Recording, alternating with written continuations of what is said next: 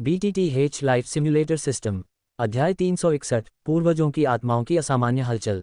जियान तेजी से पत्थर के मंच की ओर चली गई, जिसके बाद उसने अपनी उंगली काट ली। उसने अपना हाथ खून से लथपथ कर लिया। तभी उसने ड्रैगन फीनिक्स मूल फल को ध्यान से छुआ। ड्रैगन फीनिक्स मूल फल जियान के हाथ के संपर्क में आया ही था कि उसमें से एक तेज चमक निकली। तुरंत ड्रैगन फीनिक्स मूल फल वास्तव में एक सुनहरे बैंगनी रंग के तरल में बदल गया जो जियान के हाथ में बह गया, जिसके बाद यह उसके शरीर में प्रवेश कर गया। फल के गायब होते ही जियान की हथेली पर एक अतिरिक्त छवि दिखाई दी, ड्रैगन फीनिक्स मूल फल की एक सटीक प्रतिकृति। इस चीज की ऊर्जा बहुत भयावह है। मैं इसे केवल अस्थायी रूप से अपने शरीर के भीतर सील कर सकता हूँ।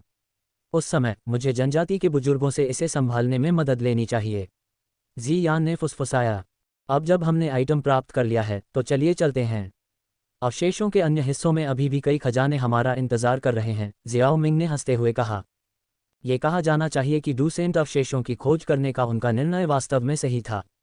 भले ही वे अवशेषों के भीतर सभी संसाधनों को इकट्ठा न कर पाएं, लेकिन यह जियाओ मिंग के लिए लंबे समय तक खेती करने के लिए पर्याप्त होगा।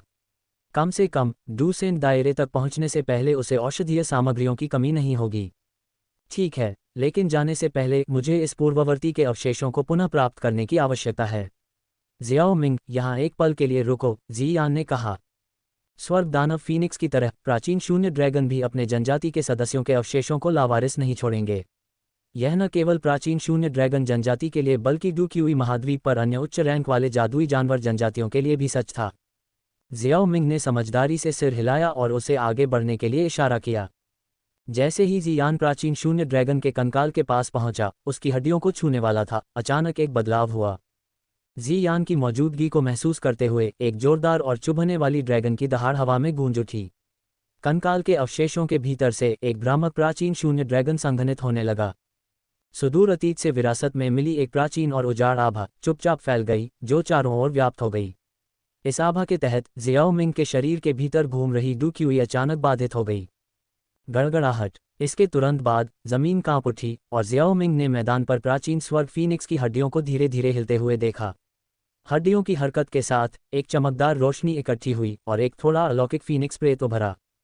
स्वोश। प्राचीन स्वर्ग फीनिक्स की आंखों में जीवन शक्ति के कोई लक्षण नहीं दिखे, लेकिन उसके भीतर एक अभूतपूर्व द्वेष की भावना उमड़ पड़ी। उसकी गूंजती हुई चीख आसमान में गूंज उठी। अपने गर्वित सिर को ऊंचा करके और अपने शानदार फीनिक्स पंखों को फैलाकर उसने एक अनियंत्रित और दबंग आभा बिखेरी, जिसने दुनिया को अपनी दुर्जेय शक्ति का प्रदर्शन किया। मुझे पता था कि कंकाल को इकट्ठा करना इतना आसान नहीं होगा। जियाओ मिंग ने अपने सामने के दृश्य को देखते हुए थोड़ा भौहें सिकुड़ी। डू संतों की लाशें चेतना का एक निशान बनाए रख सकती थीं और यहाँ तक कि तियान क्लास डू तकनीक को भी उजागर कर सकती थीं। प्राचीन स्वर्ग सर्प की आत्मा भी बरकरार थी। जियाओ मिंग के लिए यह आश्चर्य की बात नहीं थी कि प्राचीन शून्य ड्रैगन और प्राचीन स्वर्ग फीनिक्स, जो संत स्तर के अस्तित्व भी थे, के पास कुछ साधन थे। बेशक जियाओ मिंग शांत रहा। प्राचीन शून्य ड्रैगन की आकृति प्राचीन स्वर्ग फीनिक्स की तुलना में अधिक स्पष्ट थी और इसकी आभा फीनिक्स की आभा से कहीं अधिक थी। इसके अलावा जियान के पास प्राचीन शून्य ड्रैगन की पैतृक आत्मा को नियंत्रित करने की क्षमता थी, इसलिए डरने की कोई बात नहीं थी। जैसे ही प्राचीन स्वर्ग फीनिक्स प्रकट हुआ, उसके शानदार पंख फैल गए, एक हल्की सुनहरी रोशनी उत्सर्जित करते हुए जो चमकदार ब्लेड की तरह चमकती थी और धनुष से छोड़े गए तीर की तरह आगे बढ़ती थी। इसके पंख अंतरिक्ष में चीरते हुए हवा में दो पतले काले निशान छोड़ते हुए स्पष्ट रूप से दिखाई दे रहे थे, क्योंकि वे जियान की गर्दन को काटने के लिए निशाना साध रहे थे, जो सबसे नज़दीकी लक्ष्य था। इस तरह के भयानक दृश्य के सामने जियान के सबसे करीब प्राचीन शून्य ड्रैगन की पैतृक आत्मा प्रकाश के विस्फोट में बदल गई और उसके शरीर में प्रवेश कर गई। जियान का शरीर तुरंत बैंगनी प्रकाश से ढक गया और उसने अपने छोटे हाथ को बड़े पैमाने पर फीनिक्स की दिशा में जोर से जकड़ लिया, भले ही वे अंतरिक्ष से अलग थे। जैसे ही उसने अपना हाथ दबाया, पूरी दुनिया धुंधली हो गई। इसके तुरंत बाद खाली जगह पूरी तरह से ढह गई, जिससे क्षितिज पर 300 मीटर चौड़ा एक ब्लैक होल दिखाई दिया। आत्माओं को भी निगलने में सक्षम गहन अंधकार ने सभी की रीढ़ को सिहरन पैदा कर दी। चीख। जियान की हथेली माउंट ताई की तरह नीचे दब गई, जिससे सुनहरा फीनिक्स ढहते हुए स्थान के भीतर फंस गया। फीनिक्स ने बेतहाशा संघर्ष किया, इसकी चमकदार सुनहरी रोशनी लगातार फूट रही थी। फीनिक्स के ढहते हुए स्थान से मुक्त होने के प्रयास का सामना करते हुए जियान ने एक बार फिर अपना छोटा हाथ बढ़ाया। प्रकाश का एक विशाल बैंगनी स्तंभ उसकी हथेली से बाहर निकला, जो तेजी से विकृत होकर एक विशाल प्राचीन शून्य ड्रैगन में बदल गया। ड्रैगन आकाश की ओर दहाड़ता हुआ फिर फीनिक्स से भयंकर रूप से टकराया। ड्रैगन का शरीर एक विशाल अजगर की तरह मुड़ गया, जो फीनिक्स के विशाल शरीर को कसकर लपेट रहा था। टूट गया। जियान का छोटा सा चेहरा ठंडा हो गया जैसे ही उसने अपनी हथेली खोली, फिर अचानक उसे कसकर पकड़ लिया। क्रैक। जैसे ही जियान ने अपनी हथेली पकड़ी, प्राचीन शून्य ड्रैगन का विशाल शरीर भयंकर रूप से मुड़ गया, जिससे स्वर्ग और पृथ्वी को नष्ट करने में सक्षम एक भयानक बल लगा। इसने सीधे सुनहरे फीनिक्स को सुनहरे प्रकाश के टुकड़ों में कुचल दिया, जो धीरे धीरे हवा में फैल गया। प्राचीन स्वर्ग फीनिक्स को नष्ट करने के बाद प्राचीन शून्य ड्रैगन गायब नहीं हुआ। एक पल में यह जियान की ओर उड़ गया। पलक झपकते ही प्राचीन शून्य ड्रैगन जियान के पास आ गया था। हवा के झोंके ने उसके कपड़े फड़फड़ा दिए। जियान, जो आमतौर पर जीवंत और सक्रिय रहती थी, ने इस समय असामान्य संयम दिखाया। उसने सम्मानपूर्वक झुककर प्रणाम किया और एक बैंगनी सुनहरी ड्रैगन सील उसके सीने से उड़ गई। मैं, जियान, एक वंशज पूर्वज को वापस घर ले जाऊंगा। ड्रैगन सील जियान और प्राचीन शून्य ड्रैगन के बीच तैरती रही, जिससे एक हल्की बैंगनी सुनहरी चमक निकल रही थी। आश्चर्यजनक रूप से इस कोमल चमक ने प्राचीन शून्य ड्रैगन की पहले से बेजान आंखों में खुशी की एक झिलमिलाहट पैदा कर दी। प्राचीन शून्य ड्रैगन ने धीरे से जवाब दिया, जैसे कि वह वास्तव में अपनी चेतना वापस पा रहा हो। फिर उसका विशाल ड्रैगन शरीर एक हल्की बैंगनी रोशनी से चमक उठा। बैंगनी प्रकाश जितना अधिक तीव्र होता गया, उसका शरीर उतना ही कमजोर होता गया। अंततः उसका शरीर पूरी तरह से गायब हो गया, केवल मुट्ठी भर प्रकाश की गेंद बची, जो तीव्र बैंगनी प्रकाश उत्सर्जित कर रही थी, जो अंततः ड्रैगन सील में विलीन हो गई। जियान ने ड्रैगन सील को हटा दिया और प्राचीन शून्य ड्रैगन के कंकाल को इकट्ठा किया। फिर वह जियाओ मिंग के पास लौट आए। जियाओ मिंग, चलो चलते हैं। जियाओ मिंग को कोई आपत्ति नहीं थी। उसने मैदान पर एक आखिरी नज़र डाली, जहां प्राचीन स्वर्ग फीनिक्स और प्राचीन शून्य ड्रैगन गिरे थे। एक पत्थर के मंच पर अपने पैर की अंगुली को टैप किया और उसकी आकृति बीस्ट स्पिरिचुअल बैरियर के किनारे दिखाई दी। उसके पीछे जियान ने लापरवाही से एक दरार बनाई और वे दोनों तेजी से उसमें से निकल गए। अगले दिनों में जियाओ मिंग और जियान ने जंगल में अथक प्रयास किया, उच्च श्रेणी की औषधीय सामग्री की खोज की।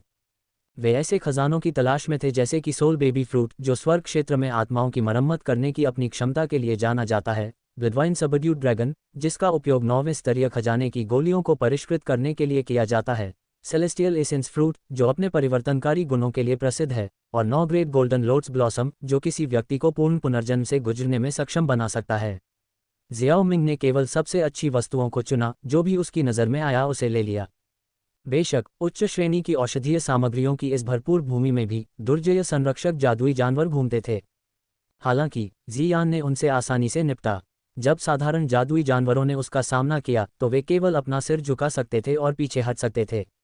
कभी कभी उन्हें और भी जिद्दी दुश्मनों का सामना करना पड़ा, जो छोड़ने को तैयार नहीं थे। ऐसी स्थितियों में जियाओ मिंग ने 20 से अधिक स्काई डायमंड कठपुतलियों को बुलाया। शक्ति के इस प्रदर्शन का सामना करते हुए जादुई जानवरों ने स्वेच्छा से अपने खजाने को त्याग दिया। अध्याय 362, प्राचीन औषधीय गोलियां। जब जियाओ मिंग और अन्य लोग औषधि उद्यान में झाड़ू लगा रहे थे, तो बाहरी दुनिया में उथल पुथल मची हुई थी। बीस्ट बोन माउंटेन रेंज में प्राचीन अवशेषों के दिखने की खबर जंगल की आग की तरह फैल गई थी। प्राचीन अवशेष रहस्य, शक्ति और धन का प्रतिनिधित्व करते थे। जब भी सेंट्रल प्लेन्स में प्राचीन अवशेष दिखाई देते थे, तो वे तूफान मचा देते थे। इस बार भी कोई अपवाद नहीं था। जादुई 20 जनजातियों से शुरुआत हुई। बीस्ट बोन माउंटेन रेंज मूल रूप से 9 शांत गहरे ग्राउंड पायथन जनजाति का क्षेत्र था। जैसे ही खबर उन तक पहुंची, उन्होंने अवशेषों में सेंध लगाने के लिए शक्तिशाली व्यक्तियों को भेजा। उन्होंने अवशेषों के भीतर के खजाने पर एकाधिकार करने के इरादे से बीस्ट बोन माउंटेन रेंज को बंद करने के लिए विशेषज्ञों को भी भेजा। हालांकि अवशेषों के भीतर स्थानिक तूफान कुछ ऐसा नहीं था जिसमें आम लोग प्रवेश कर सकें। कभी कभी कुछ भाग्यशाली लोग प्रवेश करने में सफल हो जाते थे, लेकिन उन्हें अवशेषों के भीतर के जाल और तंत्र का सामना करना पड़ता था। परिणामस्वरूप 9 शांत गहरे ग्राउंड पायथन जनजाति के विशेषज्ञ कोई महत्वपूर्ण प्रगति हासिल करने में विफल रहे। कई प्रयासों के बाद वे केवल अवशेषों के अपने आप खुलने का इंतजार कर सकते थे। छोटे जादुई जानवर जनजातियों ने 9 शांत गहरे ग्राउंड पायथन जनजाति की इच्छा का विरोध करने की हिम्मत नहीं की, फिर भी वे छोड़ने के लिए अनिच्छुक थे। वे केवल 9 शांत गहरे ग्राउंड पायथन जनजाति द्वारा निर्धारित प्रतिबंधित क्षेत्र के बाहर ही मंडरा सकते थे। हालांकि जैसे जैसे समय बीतता गया, स्वर्ग दानव फीनिक्स जनजाति के हस्तक्षेप से स्थिति बदल गई। 3 प्रमुख जातियों में से एक के रूप में स्वर्ग दानव फीनिक्स जनजाति 9 शांत गहरे ग्राउंड पायथन जनजाति की तुलना में बहुत मजबूत थी। एक बार जब उन्हें प्राचीन अवशेषों के बारे में पता चला, तो उन्होंने अपने लोगों को भेजा। 9 शांत गहरे ग्राउंड पायथन जनजाति ने उन्हें भगाने की हिम्मत नहीं की। एक बार जब उन्होंने स्वर्ग दानव फीनिक्स जनजाति को भाग लेने की अनुमति दी तो अनगिनत छोटे कबीले शांत नहीं बैठ सके और गठबंधन बनाकर अवशेषों से आगे निकलने का अनुरोध किया। हालांकि 9 शांत गहरे ग्राउंड पायथन जनजाति शक्तिशाली थी, लेकिन उन्हें इन असंख्य जादुई जानवर जनजातियों को एक चेहरा देना था, खासकर उन लोगों को जो उन पर निर्भर थे। अंत में वे केवल अनुरोध पर सहमत हो सकते थे, लेकिन प्रतिभागियों की संख्या पर प्रतिबंध लगा सकते थे। प्राचीन अवशेषों के कारण होने वाली हलचल बहुत बड़ी थी और स्वाभाविक रूप से विभिन्न केंद्रीय मैदानी क्षेत्रों से छिपी नहीं जा सकती थी। बीस्ट बोन माउंटेन रेंज में प्राचीन अवशेषों के दिखने की खबर हर जगह फैल गई, जिससे अनगिनत संप्रदाय, कुल और भाड़े के सैनिक पागल हो गए, क्योंकि वे बीस्ट क्षेत्र में गहराई तक जाने की तैयारी कर रहे थे। यहाँ तक कि शीर्ष स्तरीय शक्तियाँ 1 हॉल, 1 टॉवर, 2 सैक्ट्स, 3 वैलीज और 4 पवेलियन, पिल टॉवर और फ्लावर सैक्ट को छोड़कर अपने मजबूत व्यक्तियों को जानकारी इकट्ठा करने के लिए भेज दिया। बीस्ट बोन माउंटेन रेंज में जबरदस्ती घुसपैठ करने वाली ताकतों का सामना करते हुए 9 शांत गहरे ग्राउंड पायथन जनजाति ने शुरू में उन्हें भगाना चाहा। हालांकि जैसे जैसे अधिक से अधिक शक्तिशाली व्यक्ति आते गए, उनके पास चीजों को अपने तरीके से चलने देने के अलावा कोई विकल्प नहीं था। 9 शांत गहरे ग्राउंड पायथन जनजाति, जिन्होंने शुरुआत में प्राचीन अवशेषों को साफ नहीं किया था, पहले से ही विशेष नियंत्रण का अवसर खो चुके थे। अगर वे जबरन उस पर कब्जा करने पर जोर देते तो उन्हें केवल सामूहिक हमलों का सामना करना पड़ता। कुछ समय के लिए विभिन्न शक्तिशाली व्यक्तियों का ध्यान बीस्ट बोन माउंटेन रेंज पर केंद्रित हो गया। बेशक वर्तमान सेंट्रल प्लेन्स अभी तक उस युग में नहीं पहुंचा था जहां डू वेनेरेट के स्तर से नीचे का कोई भी व्यक्ति तोप का चारा था। वर्तमान में एक डू पूर्वज को एक मजबूत व्यक्ति माना जा सकता है और एक डू वेनेरेट की एक क्षेत्र में एक प्रमुख प्रतिष्ठा हो सकती है। इसलिए उन बलों द्वारा भेजे गए अधिकांश विशेषज्ञ 5 सितारा डू वेनेरेट स्तर से अधिक नहीं होंगे। हालांकि जियाओ मिंग इन परिस्थितियों से अनजान था। इस समय वह खुशी से डू संत के अवशेषों को साफ कर रहा था।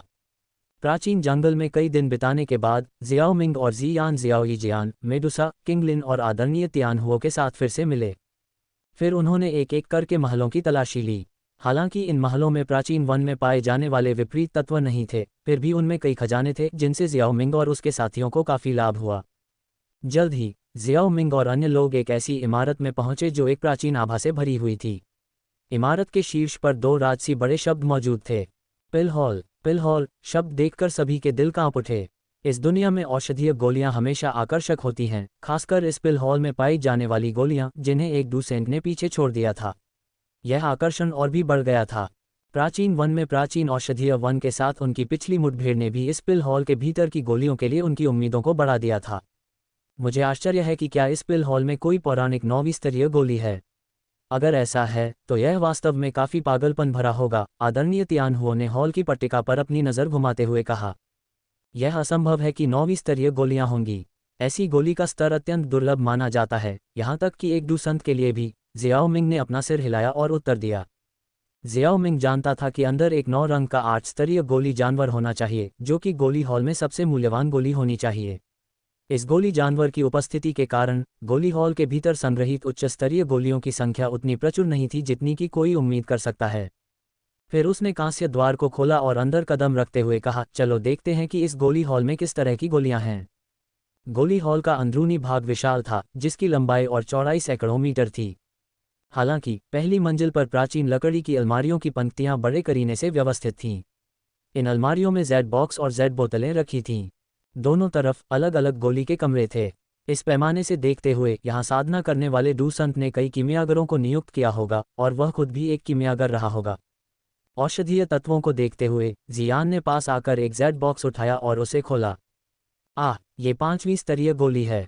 जियान की आवाज़ निराश लग रही थी क्योंकि उसने इसे नीचे रखा और एक और गोली उठाई। 4थी स्तरीय गोली, एक और 5वीं स्तरीय गोली। ये खाली है। मैंने अभी अभी बाहर कुछ कीमती खजाने को स्पष्ट रूप से महसूस किया। कैसे? अब इन टुकड़ों के अलावा कुछ भी नहीं है। जियान ने निराशा में गोलियां छोड़ दी। उसका चेहरा आत्मसंदेह से भर गया। उसने सोचा कि क्या छिपे हुए खजाने का पता लगाने की उसकी क्षमता गायब हो गई है। अन्यथा ये कैसे हो सकता था? ये सिर्फ पहली मंजिल है, इसलिए स्वाभाविक रूप से गोलियों का स्तर बहुत अधिक नहीं होगा, मेडुसा ने उसे आश्वस्त किया। ये सुनकर जियान फिर से उत्साहित हो गई और उत्सुकता से बोली, तो चलो ऊपर चलते हैं। जल्दी मत करो, चलो पहले ये गोलियां अपने साथ ले चलते हैं। जियाओ मिंग ने जियान को रोक लिया। यहाँ की गोलियों का मूल्य उसके लिए बहुत ज्यादा नहीं था, लेकिन मात्रा पर्याप्त थी। वह उन्हें जियाओ परिवार को भेज सकता था। इसके अलावा वह यहाँ की गोलियों के कमरों में गोलियों के नुस्खों के प्राचीन स्क्रॉल को मिस नहीं करना चाहता था। उसके जैसे कीमियागर के लिए नुस्खा कभी कभी गोलियों से भी ज़्यादा कीमती होता था। जियाओ मिंग के निर्देशों के तहत पहली मंजिल पूरी तरह से लूट ली गई थी और जियाओ मिंग के पास अब गोलियों से भरा एक मध्यम श्रेणी का भंडारण रिंग था। पहली मंजिल को साफ करने के बाद जियाओ मिंग और उसका समूह दूसरी मंजिल पर चला गया। जैसे ही वे दूसरी मंजिल में दाखिल हुए, जियाओ यी जियान का चेहरा थोड़ा बदल गया और उसने फुसफुसाते हुए कहा, जियाओ मिंग, अगर आपके पास कोई डिटॉक्सिफिकेशन गोलियां हैं तो सभी को पहले उन्हें लेने दें। यहाँ की हवा में जहर है। उसकी बातें सुनकर जियान और बाकी लोग चौंक गए और कुछ सांसें लीं। उन्हें एहसास हुआ कि वाकई कुछ गड़बड़ है। जियाओ मिंग ने सभी को तैयार की गई डिटॉक्सिफाइंग गोलियां वितरित की और उन्होंने पहली मंजिल पर की गई प्रक्रिया को ही आगे बढ़ाया। पहली मंजिल के विपरीत दूसरी मंजिल पर कम गोलियां थीं, लेकिन गुणवत्ता काफ़ी बेहतर थी। कुछ कड़े पहरे वाले गोली के कमरों में उन्हें छठी और सातवीं स्तरीय गोलियां, साथ ही कुछ गोली के नुस्खे मिले। फिर वे तीसरी मंजिल पर चले गए। इस गोली हॉल की तीसरी मंजिल बेहद विशाल थी। उसके आसपास के क्षेत्र में कई अलग अलग आकार के गोली के कमरे थे। चाहे वह सजावट के मामले में हो या भव्यता के मामले में, ये पिछली दो मंजिलों से कहीं आगे निकल गया। यहाँ जहरीली हवा बेहद घनी है। इसके अलावा ये किसी के शरीर की डूक्यूई को नष्ट कर सकती है। जियो यी जियान ने तुरंत सभी को याद दिलाया। अध्याय 363 पिल बीस्ट डीप सी स्पिरिट। जियो मिंग की डिटॉक्सिफाइंग गोलियों की मदद से जियान और अन्य लोग बिना किसी समस्या के जहरीली हवा से निपटने में सक्षम थे।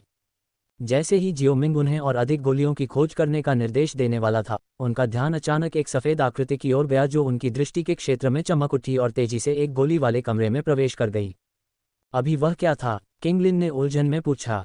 अगर मैं गलत नहीं हूं तो यह एक गोली वाला जानवर होना चाहिए जो आत्मा के रूप में बदल गया है, कम से कम 7 रंग की 8वीं स्तरीय गोली या उससे ऊपर। मैंने नीचे कई खाली बोतलें देखीं जिन्हें शायद उसने खा लिया था। इतने सालों के बाद इसे 9 रंग की 8वीं श्रेणी तक पहुंच जाना चाहिए था। ये 9वीं स्तरीय गोली से बस एक कदम दूर हो सकता है, जियोमिंग ने प्रसन्नता से कहा। उसने अभी तक गोली वाले जानवर को गोलियों से लुभाया भी नहीं था, लेकिन यह अपने आप दिखाई दिया, जिससे उसे कुछ प्रयास करने से बचाया। 8वीं श्रेणी का एक गोली वाला जानवर जिसने 9 रंगों वाली गोली बिजली का अनुभव किया है। सभी ने एक दूसरे की ओर देखा। पूरे डूक्यूई महाद्वीप में इस स्तर पर औषधीय गोलियों को परिष्कृत करने में सक्षम लोगों की संख्या संभवतः एक हाथ की उंगलियों पर गिनी जा सकती है। यहाँ तक कि जियाओ मिंग भी वर्तमान में इसे परिष्कृत करने में असमर्थ था। उस स्थिति में हम किस बात का इंतजार कर रहे हैं? चलो इस छोटे से साथी को पकड़ते हैं, जियान ने सुझाव दिया। उसकी आवाज़ में उत्साह स्पष्ट था। चलो जल्दबाजी में काम न करें। हालांकि 8वीं श्रेणी के गोली वाले जानवर में मजबूत आक्रामक शक्ति नहीं हो सकती है, लेकिन इससे निपटना आसान नहीं होगा। अगर यह डर जाता है तो बिना मार्गदर्शक के इतने बड़े गोली हॉल में इसे ढूंढना चुनौतीपूर्ण होगा। जियाओ मिंग ने अपना सिर हिलाया। उसके होठों पर मुस्कान खेलते हुए उसने कहा, इसके अलावा हमें इसे पकड़ने के लिए क्रूर बल का सहारा लेने की ज़रूरत नहीं है। जिज्ञासु, जियान ने पूछा, तुम्हारे दिमाग में कौन सी विधि है? जियाओ मिंग ने हल्के से मुस्कुराया और अपनी स्टोरेज रिंग से 6ठी स्तरीय गोलियों की एक बोतल निकाली। उसने कॉक को हटाया और बोतल को अपने सामने ज़मीन पर रख दिया, जिससे हल्की औषधीय खुशबू बाहर आने लगी, जिसने वहां मौजूद सभी लोगों की जिज्ञासा को बढ़ा दिया। 6ठी स्तरीय गोलियों की खुशबू धीरे धीरे सभी दिशाओं में फैल गई। एक पल में सफ़ेद आकृति उस गोली के कमरे से बाहर निकल गई जिसमें वह पहले घुसी थी और जैड की बोतल को ज़मीन पर गिरा दिया। बोतल के अंदर की गोली बिना किसी निशान के गायब हो गई और सफ़ेद आकृति तब तक इधर उधर भागती रही जब तक कि वह लगभग 10 से 15 मीटर दूर जाकर रुक नहीं गई। उस पर सफ़ेद आकृति का असली रूप सभी की आंखों के सामने आ गया। यह एक छोटा विदेशी जानवर था जो लगभग 2 हथेलियों के आकार का था। इसका पूरा शरीर बर्फ की तरह सफ़ेद था, जो रोएदार और नाजुक फर से ढका हुआ था, जो बाघ और बिल्ली के मिश्रण जैसा था।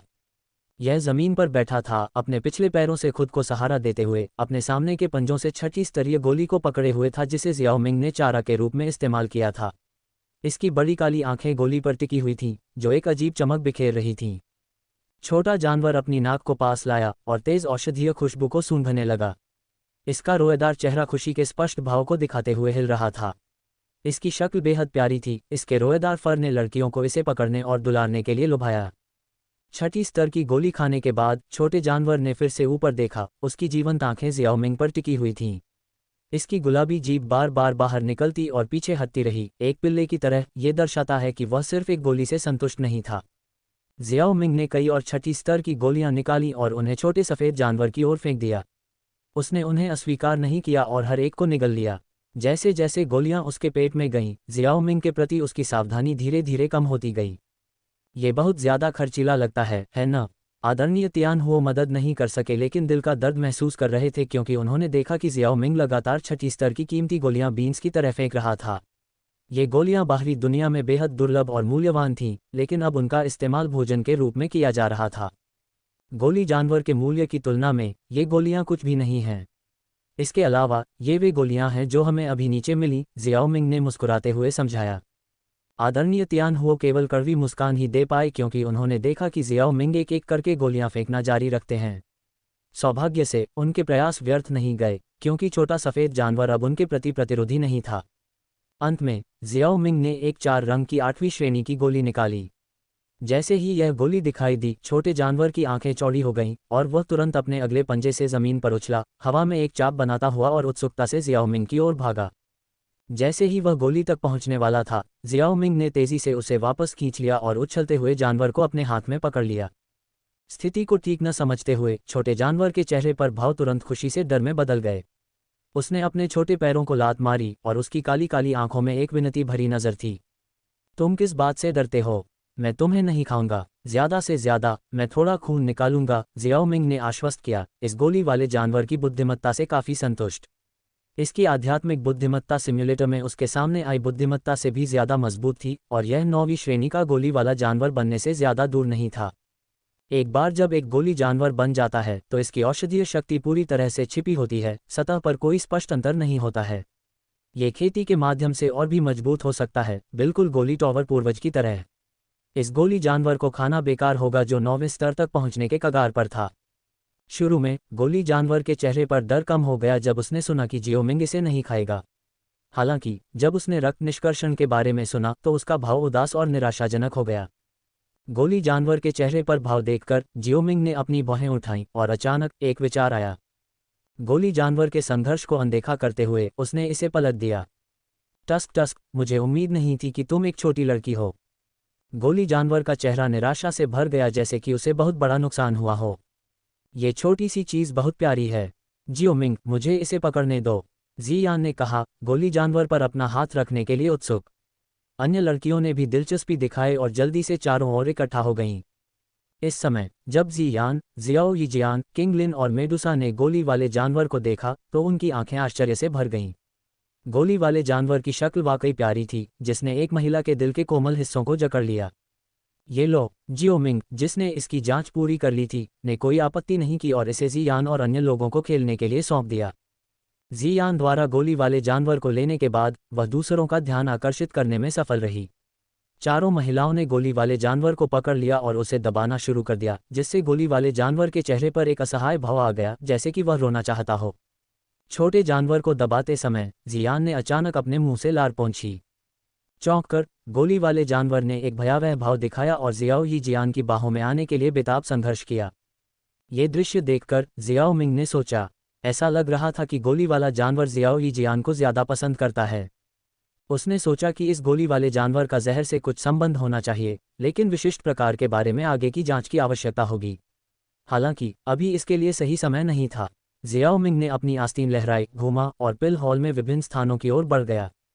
एक शानदार गोली वाले कमरे में जियाओ मिंग एक अजीबोगरीब औषधीय कड़ाही की खोज की। कड़ाही काफी बड़ी थी, गहरे नीले रंग की। बाहरी दीवार पर पेड़ की शाखाओं जैसी स्पष्ट रूप से दिखाई देने वाली आकृतियां सजी हुई थीं, जो एक अजीब और शांत आभा बिखेर रही थीं, जो इसे घेरे हुए थी, जो किसी की आत्मा को शांत कर रही थी। ये कड़ाही असाधारण है। एक मास्टर कीमियागर के रूप में जियाओ मिंग एक नज़र में बता सकता था कि इस कड़ाही को रखने से कीमियागर अपनी आत्मा को स्थिर कर सकता है और अपनी गोली शोधन की सफलता दर को बहुत बढ़ा सकता है। ये कड़ाही उसके 10,000 जानवरों वाली कड़ाही से कम मूल्यवान नहीं थी। क्या ये स्वर्गीय कड़ाही रैंकिंग पर उल्लिखित गहरे समुद्र की आत्मा है? जियाओ मिंग ने याद किया कि गहरे समुद्र की आत्मा मूल रूप से समुद्र के तल पर पाया जाने वाला एक अत्यंत कठोर मूंगा था। लंबे समय तक समुद्र के सार द्वारा पोषित होने के बाद यह एक कड़ाही के आकार में बदल गया। कड़ाही की बाहरी दीवार पर पेड़ की शाखा जैसे पैटर्न वास्तव में मूंगा से मिलते जुलते थे। अध्याय 364, डूसेंट कंकाल। तुम क्या देख रहे हो, जियाओ मिंग? जैसे ही जियाओ मिंग औषधीय कड़ाही की जांच कर रहा था, उसने पीछे से जियान की आवाज़ सुनी। उसने पलटकर देखा और जियान को उत्सुकता से कमरे में इधर उधर देखते हुए देखा। तुम अचानक यहाँ क्यों आ गए? क्या तुम उस गोली वाले जानवर के साथ नहीं खेल रहे हो?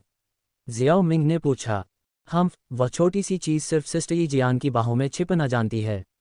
जियान ने झुंझलाहट में जवाब दिया। अगर तुम उस पर लार नहीं टपकाते तो शायद वह तुम्हारी बाहों में रहना पसंद करती। जियाओ मिंग ने उसकी तरफ देखा लेकिन कुछ नहीं कहा। इसके बजाय उसने उनके सामने औषधीय कड़ाही की ओर इशारा किया। ये स्वर्गीय कड़ाही रैंकिंग से प्रसिद्ध डीप सी स्पिरिट है। Deep sea spirit. जियान ने अपना सिर झुकाया, उत्सुकता से उस पर नजर डाली और फिर रुचि खो दी, इसके बजाय गोली वाले कमरे की खोज पर ध्यान केंद्रित किया। जियान को सिर्फ औषधीय जड़ी बूटियों और गोलियों में दिलचस्पी थी, औषधीय कड़ाही में नहीं। जियाओ मिंग ने डीप सी स्पिरिट को अपने स्टोरेज रिंग में संग्रहित किया और जियान के साथ खोज में शामिल हो गया। इस पिल रूम में डीप सी स्पिरिट की मौजूदगी ने पहले से ही इसकी असाधारण प्रकृति का संकेत दिया। उन्होंने अंदर एक अध्ययन जैसा क्षेत्र पाया, संभवतः वह स्थान जहां अवशेषों के पिछले मालिक ने गोली के नुस्खे का अध्ययन किया था। उन्होंने बुकशेल्फ से लकड़ी के बक्से निकाले जो धूल की परतों से ढके हुए थे, लेकिन फिर भी अपेक्षाकृत अच्छी स्थिति में थे। जियाओ मिंग ने उनमें से हर एक को खोला। धूल को हटाने के बाद उन्हें कई प्राचीन गोली के नुस्खे, पांडुलिपियां और एनोटेशन मिले। ये अवशेषों के पिछले मालिक के श्रमसाध्य कार्य थे। उन्हें उनमें से एक 9वीं स्तरीय खजाने की गोली का नुस्खा भी मिला। स्वाभाविक रूप से जियाओ मिंग ने उन सभी को लेने में संकोच नहीं किया, जिससे उनका अपना संग्रह बहुत समृद्ध हो गया। पिल पैलेस की अच्छी तरह से खोज करने के बाद वे एक बार फिर चले गए।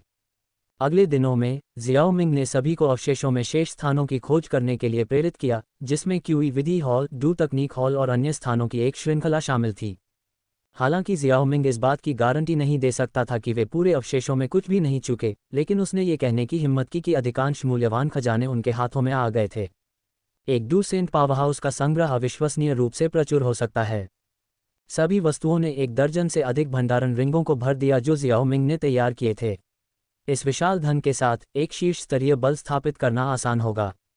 साइड हॉल को लूटने के बाद वे आखिरकार एक बड़े हॉल में पहुंचे। यह अवशेषों का मुख्य हॉल है, किंगलिन ने बड़बड़ाया। बड़ा हॉल कांस्य पीले रंग का था, इसकी प्राचीन आभा हर पत्थर की प्लेट से फैल रही थी। हॉल बेहद चौड़ा था और बीच में हवा में लटके हुए 10 विशाल प्रकाश समूह थे। उन रोशनी के भीतर स्क्रॉल जैसी वस्तुएं स्पष्ट रूप से देखी जा सकती थीं। जियाओ यी जियान, किंगलिन और अन्य लोगों ने प्रकाश समूहों को देखते हुए अपने दिल की धड़कनें तेज महसूस कीं। जियाओ मिंग ने उन्हें बताया था कि यहाँ एक तियान क्लास डू तकनीक संग्रहित होनी चाहिए। क्या ये तथाकथित तियान क्लास डू तकनीक हो सकती है? उनकी निगाहें प्रकाश के समूहों पर घूम रही थीं, जिनमें से प्रत्येक से एक अजीब और दमनकारी आभा निकल रही थी। जियाओ मिंग की निगाहें आखिरकार 10 प्रकाश समूहों के बीच में टिक गईं, जहां एक पत्थर की सीट स्थित थी। पत्थर की कुर्सी पर एक पूरी तरह से जैद सफ़ेद कंकाल बैठा था, जिसके हाथ एक मुहर बना रहे थे। एक डू संत का कंकाल। अनजाने में जियाओ मिंग की आंखों में पहले से ही एक जलती हुई इच्छा उभर आई थी। इस डू संत के कंकाल, इसके निहित मूल्य और इसके पास मौजूद तियान क्लास डू तकनीक दोनों के संदर्भ में किसी को भी इसके लिए तरसने के लिए पर्याप्त था। वे प्रकाश समूह केवल विचलित करने वाले थे। ये डू संत का कंकाल जियाओ मिंग की डू वेनेरेट दायरे में सफलता और उसके माध्यम से उसकी तेज प्रगति की कुंजी होगी। जियाओ यी जियान और अन्य लोगों ने भी प्रकाश समूहों के केंद्र में भव्य कंकाल को देखा। हालांकि पिछले कुछ दिनों के उनके अनुभवों ने उन्हें एहसास कराया कि इस अवशेष में कई खतरे हैं। इसलिए उन्होंने अपने आसपास का सर्वेक्षण किया और किसी भी खतरे की तलाश की। पत्थर की ऊंची सीट के चारों ओर 1 दर्जन से अधिक आकृतियां ध्यान में बैठी थीं। ये आकृतियां चूने के रंग की थीं, जो दूर से देखने पर पत्थर की मूर्तियों जैसी लगती थीं। उनकी आंखें कसकर बंद थीं और उनकी मुद्राओं ने अनगिनत वर्षों के इतिहास को संजोकर रखा था। कठपुतलियां। इन मूर्ति जैसी आकृतियों को देखकर, जिनमें जीवन के कोई लक्षण नहीं दिख रहे थे, जियाओ यी जियान ने धीमी आवाज में कहा। हाँ, और वे संभवतः उच्च श्रेणी की कठपुतलियां हैं। ये भावना स्काई डायमंड कठपुतलियों के समान है। अगर मैं गलत नहीं हूं तो इन दर्जन भर कठपुतलियों में डू वेनेरेट की ताकत होनी चाहिए, जियाओ मिंग ने फुसफुसाया। हालांकि ये कठपुतलियां उस समय गतिहीन थीं, लेकिन ऐसा केवल इसलिए था क्योंकि उन्हें अभी तक सक्रिय नहीं किया गया था। कोई कल्पना कर सकता है कि एक बार इन कठपुतलियों को ट्रिगर किया गया, अगर वे तैयार नहीं थीं, तो निस्संदेह एक भयंकर और क्रूर युद्ध का परिणाम होगा। ये प्राचीन मानव कठपुतलियां हैं। विशेष साधनों के माध्यम से शक्तिशाली व्यक्तियों की आत्माओं को उनके शरीर से निकाला गया और कठपुतली के शरीर के भीतर सील कर दिया गया। ऐसी कठपुतलियों में न केवल चेतना होती है, बल्कि वे डू तकनीक भी दिखा सकती हैं। वे सामान्य कठपुतलियों की तुलना में कहीं अधिक दुर्जेय हैं, आदरणीय तियानहुओ ने कहा। ये सुनकर जियाओ यीजियान और अन्य लोगों के हाव भाव थोड़े बदल गए। कई दर्जन डू वेनेरेट पावरहाउस लाइनअप 4 मनपुंज जैसी कई ताकतों को आसानी से नष्ट करने के लिए पर्याप्त था। तो हमें आगे क्या करना चाहिए? क्या मुझे हमारे सामने स्थानिक सील तोड़ देनी चाहिए? जी यान ने अपने सामने दिखाई देने वाले पारदर्शी लेकिन मजबूत स्थानिक अवरोध को छुआ। एक पल रुको, जियाओ मिंग ने अपना हाथ हिलाया और अलग अलग रंगों की 20 से अधिक सुनहरी कठपुतलियां सभी के सामने प्रकट हुईं। गिनती करने पर वास्तव में उनमें से 27 थीं। बहुत सारी स्काई डायमंड कठपुतलियां हैं। जियाओ मिंग ने जी यान के अलावा किसी को भी यह नहीं बताया था कि उसने कितनी कठपुतलियों को परिष्कृत किया है। हालांकि बाकी लोगों को पता था कि जियाओ मिंग ने स्काई डायमंड कठपुतलियों को परिष्कृत किया है, लेकिन उन्हें नहीं पता था कि इतनी सारी कठपुतलियां हैं। उनके चेहरे आश्चर्य और विस्मय से भरे हुए थे। आश्चर्य के बाद उत्साह उभरा। इन कठपुतलियों के साथ प्राचीन मानव कठपुतलियों द्वारा उत्पन्न खतरा कम हो जाएगा। बाद में मैं इन आकाश दानव कठपुतलियों को नियंत्रित करूंगा ताकि प्राचीन मानव कठपुतलियों को नियंत्रित कर सकूं, जबकि तुम प्रकाश समूहों को इकट्ठा करो। उन्हें इकट्ठा करने के बाद प्राचीन मानव कठपुतलियों को खत्म करने के लिए मेरे साथ सहयोग करो। डूसेंट कंकाल में कुछ अजीब है, इसलिए इसे मत छुओ, जियोमिंग ने एक गंभीर भाव के साथ निर्देश दिया। ये सुनकर अनुभवी आदरणीय तियान हुओ सबसे पहले समझ गए और उनका चेहरा कुछ भद्दा हो गया। क्या आप कह रहे हैं कि वह चीज़ अभी भी जीवित हो सकती है? आदरणीय तियान हुओ की आत्मा कई वर्षों तक स्वर्गीय ज्वाला के अस्तित्व पर भरोसा करते हुए मैग्मा की गहराई में टिक सकती थी। इसी तरह एक डूसेंट की आत्मा भी ऐसा ही कर सकती थी। कुछ डूसेंट अपने अवशिष्ट आध्यात्मिक छापों के साथ सीधे दूसरों के शरीर को भी जब्त कर सकते थे। घबराने की कोई ज़रूरत नहीं है। डूसेंट के कंकाल के अंदर उस शक्तिशाली आत्मा का केवल एक निशान है जो उसकी मृत्यु से पहले छोड़ दिया गया था। यह एक सच्चा डूसेंट नहीं है। इसे हराना असंभव नहीं है, लेकिन आधार यह है कि हम प्राचीन मानव कठपुतलियों से निपटने के दौरान इसे पहले से जागृत नहीं करते हैं। अन्यथा परिणाम अनिश्चित होंगे, जियोमिंग ने गंभीरता से कहा। अध्याय 365 अधिग्रहण और गठन। किसी भी मामले में अब से सावधान रहना, खासकर तुम दोनों, किंगलिन और मेडुसा, जियोमिंग ने मेडुसा को प्राप्त 7 रंग का मूल पत्थर सौंपते हुए कहा। जियोमिंग की चिंता सुनकर दोनों लड़कियों ने समझ में सिर हिलाया, प्रत्येक ने अपनी अपनी भावनाओं के साथ। मेडुसा की प्रगति 7 रंग के मूल पत्थर में निहित ऊर्जा और 7 रंग के स्वर्ग निगलने वाले अजगर के रूप में उसकी अनूठी संरचना के कारण बहुत तेज थी। सिर्फ 1 साल में उसने 4 सितारों को तोड़ दिया और डू पूर्वज चरण के शिखर पर पहुंच गई, जो डू वेनेरेट दायरे से सिर्फ 1 कदम दूर थी। उसे लगा कि पिछले साल जियोमिंग ने उसके साथ बहुत अच्छा व्यवहार किया था, जिसके कारण उसके प्रति उसका व्यवहार नर्म हो गया था। वह कभी कभी यह भी सोचती थी कि वह कितनी भाग्यशाली है कि उसने उसके जैसे अच्छे आदमी को चुना। जहां तक किंगलिन की बात है, अपनी भावनाओं को कबूल करने और जियाओमिंग की साथी बनने के बाद उसने अपना ज़्यादातर समय एकांत में बिताया और जल्द से जल्द आगे बढ़ने पर ध्यान केंद्रित किया। नतीजतन पिछले 1 साल में जियाओमिंग के साथ क्वालिटी टाइम बिताने के उसके अवसर काफ़ी सीमित थे, सिर्फ कुछ मौक़ों पर जब वह एकांत से बाहर निकली और जियाओमिंग दूसरे कामों में व्यस्त नहीं था।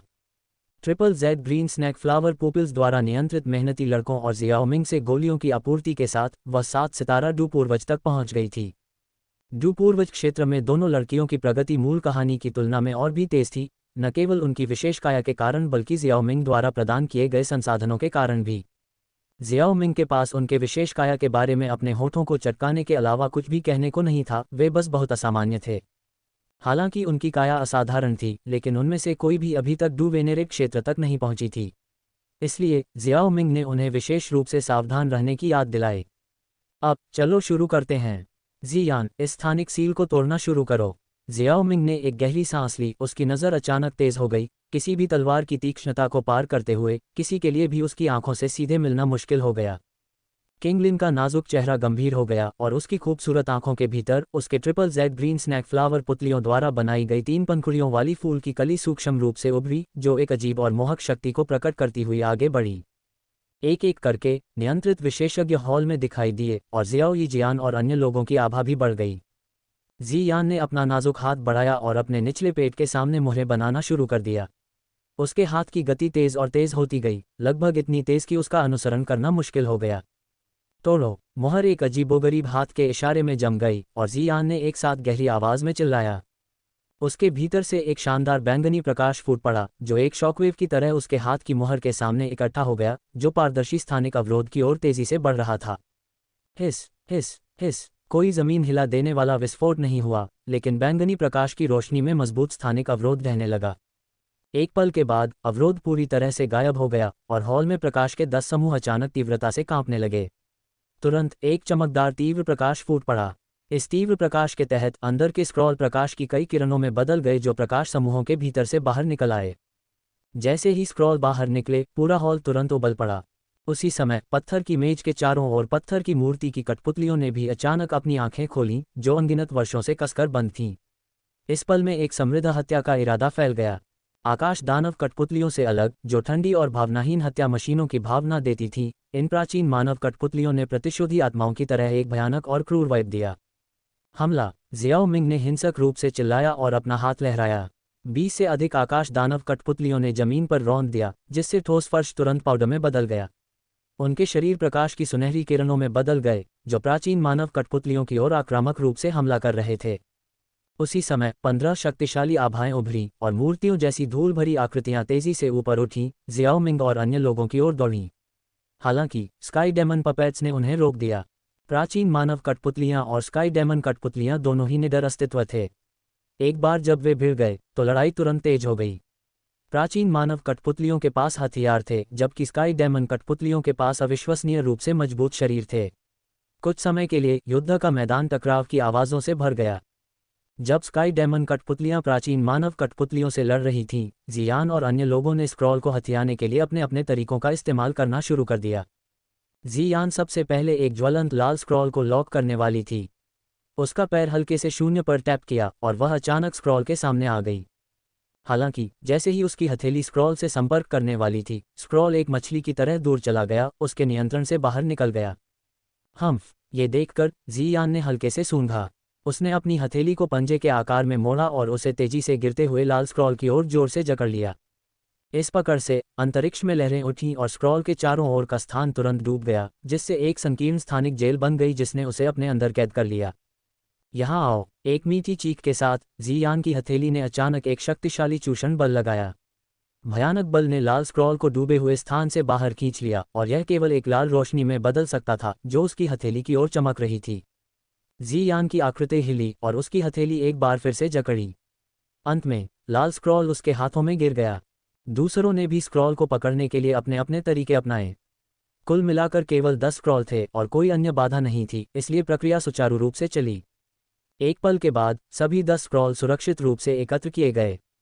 एक बार स्क्रॉल एकत्र हो जाने के बाद समूह तुरंत आकाश दानव कठपुतलियों और प्राचीन मानव कठपुतलियों के बीच लड़ाई में शामिल हो गया। इस बिंदु पर 15 प्राचीन मानव कठपुतलियों को पहले से ही आकाश दानव कठपुतलियों की एक बड़ी संख्या द्वारा नीचे ले जाया गया था, जिससे शेष कठपुतलियां घिरी हुई थीं और प्रतिरोध करने के लिए संघर्ष कर रही थीं।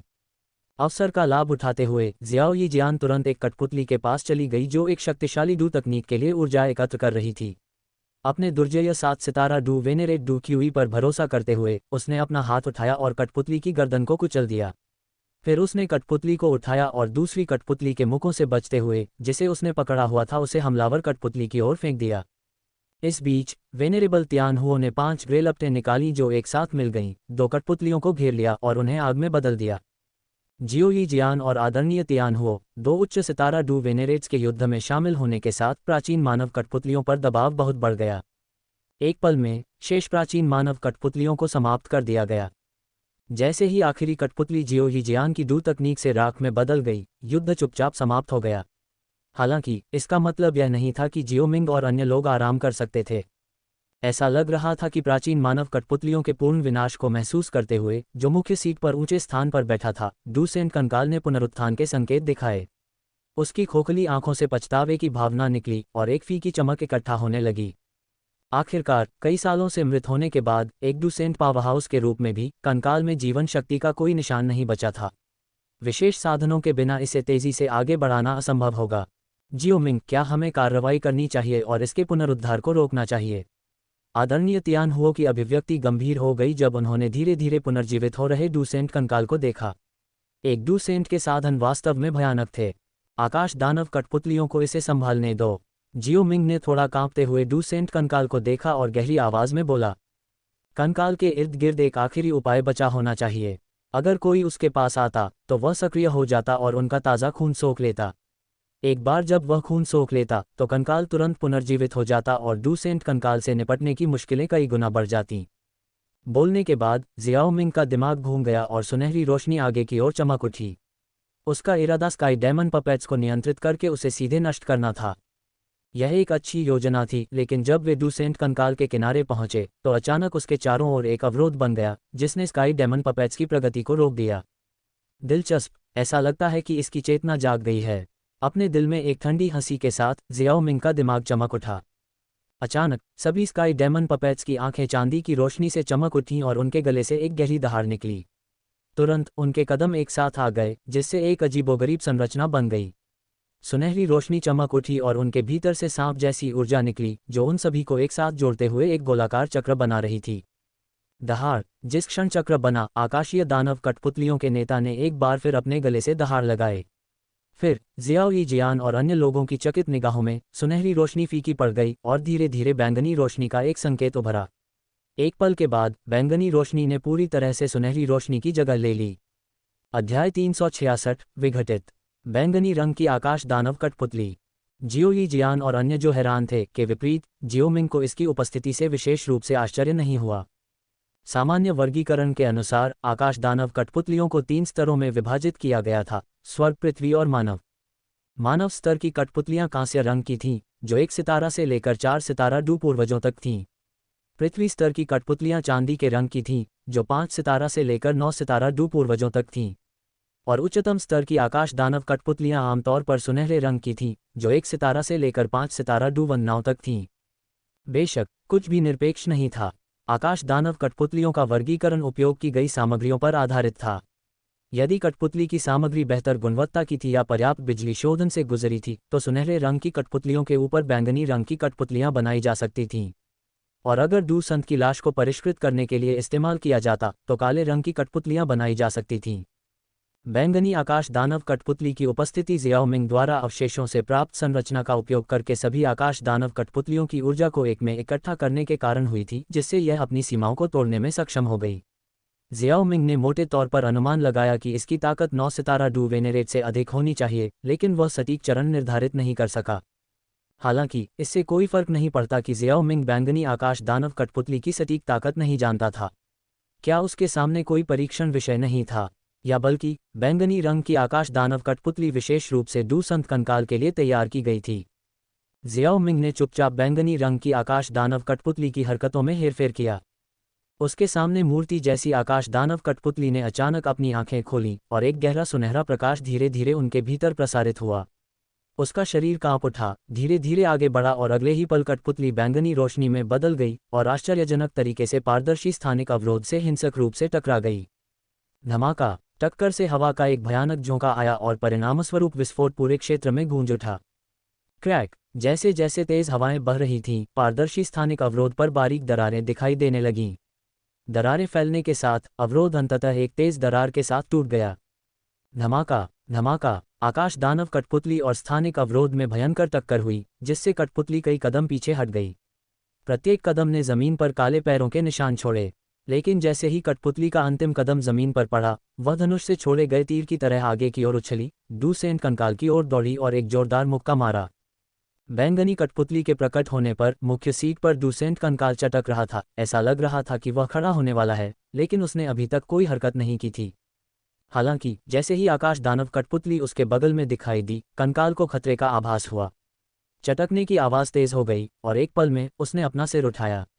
उसकी खाली आंखों में रक्त की रोशनी टिमटिमा रही थी और एक धीमी और गहरी कर्कश आवाज़, जो प्राचीन समय की याद दिलाती थी, चुपचाप निकल रही थी। बहुत बढ़िया। स्वर्ग, सृष्टि, हथेली। प्राचीन कर्कश आवाज़ जियाओ मिंग के कानों तक पहुंची, जिससे उसकी अभिव्यक्ति बदल गई। एक पल में वह पलटा और उसके पैरों के नीचे एक लाल रोशनी चमक उठी, क्योंकि वह प्रवेश द्वार की ओर भागा। यह एक डू तकनीक का उपयोग कर रहा है। चलो पहले पीछे हटते हैं। जियाओ यी जियान और अन्य लोगों ने लापरवाही बरतने की हिम्मत नहीं की और जल्दी से उसका अनुसरण किया। अचानक पूरे कंकाल के शरीर में एक अजीब काली चमक फैल गई, जो उसकी हथेली में समा गई। एक पल में हथेली ऐसी दिखाई दी जैसे कि वह अनगिनत वर्षों से खून में डूबी हुई थी, अंधेरा और गहरा, किसी के दिल में ठंडक पहुंचा रहा हो। दहाड़! जैसे ही दाहिनी हथेली पर खून का अंतिम निशान इकट्ठा हुआ, एक सोयाबीन के आकार का काला बिंदु दिखाई दिया। बिंदु अविश्वसनीय रूप से शुद्ध काला था, जो एक नज़र में किसी की आत्मा को निगलने में सक्षम था। इसमें एक भयानक और रहस्यमय आभा थी। काले बिंदु के प्रकट होने के साथ डूसेंट कंकाल ने अपनी दाहिनी हथेली उठाई और बैंगनी रंग के स्काई डेमन पपेट के मुंह से जोर से टकराया। टक्कर से कोई आवाज नहीं हुई, केवल एक काले प्रकाश चक्र का अचानक उभरना जो हिंसक रूप से फैल गया। Sizzle sizzle sizzle. Black light circle की रेंज में मौजूद हर चीज, जिसमें पत्थर की शिलाएं, खंभे और दूसरी चीजें शामिल थीं, तुरंत गायब हो गईं और पीछे कोई निशान नहीं छोड़ा। ऐसा लगा जैसे किसी रहस्यमयी और डरावने ब्लैक होल ने उन्हें निगल लिया हो। ब्लैक लाइट सर्कल ने एक भयानक रीपर की तरह काम किया, जो तेजी से बड़े हॉल से फैलकर उसे पूरी तरह से मिटा रहा था। हे सौभाग्य से हम तेजी से भागे, नहीं तो ये हमारी कब्रगाह होती। आदरणीय तियान हुओ ने अपने माथे से ठंडा पसीना पोंछा और अपने सामने के दृश्य का निरीक्षण किया। यहाँ तक कि आंशिक रूप से जागे हुए डूसंत का कंकाल भी कुछ ऐसा नहीं था जिसे वे भड़का सकें। युद्ध के बाद का नज़ारा वाकई भयानक था। 7 सितारा डू वेनेरेट होने के बावजूद जियाओ यी जियान भी डर गई थी। उसे एहसास हुआ कि वह इस तरह के हमले का सामना नहीं कर पाएगी। मेडुसा, जियान और अन्य लोगों ने उसके शब्दों को सुनकर थोड़ा सिर हिलाया। जहां तक जियाओ मिंग का सवाल है, वह उस हमले के आतंक के बारे में नहीं सोच रहा था। उसे चिंता थी कि क्या उसकी बैंगनी रंग की आकाशीय दानव कठपुतली बच पाएगी। कठपुतली ने 27 आकाशीय दानव कठपुतलियों की ऊर्जा को अवशोषित कर लिया था, इसलिए उसे कोई भी नुकसान पहुंचाने से उसे भारी नुकसान होगा, चाहे उसे डूसेंट कंकाल ही क्यों न मिल जाए। जब काले प्रकाश के घेरे ने हॉल को पूरी तरह से नष्ट कर दिया, तो वह धीरे धीरे विलुप्त होने से पहले लगभग 3 मीटर आगे तक फैल गया। जैसे ही काले प्रकाश का घेरा गायब हुआ, उनकी आंखों के सामने लगभग 600 मीटर आकार का एक विशाल रसातल उभर आया। जियाओ मिंग की नज़र उस विशाल रसातल पर टिकी हुई थी, जहां एक जैद सफ़ेद कंकाल लटका हुआ तैर रहा था। रसातल के दूसरी ओर बैंगनी रंग की आकाशीय दानव कठपुतली ने एक हाथ खो दिया था और उसमें दरारें पड़ गई थीं। ओह, ये सौभाग्य की बात है कि यह पूरी तरह से नहीं टूटी। जियाओ मिंग ने यह देखकर राहत की सांस ली कि बैंगनी रंग की आकाशीय दानव कठपुतली ने केवल एक हाथ खोया था और उसमें दरारें पड़ गई थीं। जबकि कठपुतली क्षतिग्रस्त हो गई थी, उसकी ऊर्जा बरकरार थी। जब तक ऊर्जा अभी भी मौजूद थी, जियाओ मिंग इसे एक और आकाश दानव कठपुतली के साथ मोहरा के रूप में बदल सकता था और एक नया बैंगनी रंग का कठपुतली बना सकता था। असल में उसने केवल एक आकाश दानव कठपुतली खोई थी। इस बात को ध्यान में रखते हुए जियाओ मिंग ने भागने के दौरान अपने साथ लाए गए स्काई डेमन पपेट को छोड़ दिया और बैंगनी रंग की कठपुतली की ऊर्जा को वापस उनमें स्थानांतरित कर दिया। जल्द ही 26 स्काई डेमन पपेट की ऊर्जा अपनी मूल शक्ति में वापस आ गई, हालांकि थोड़ी कमज़ोर।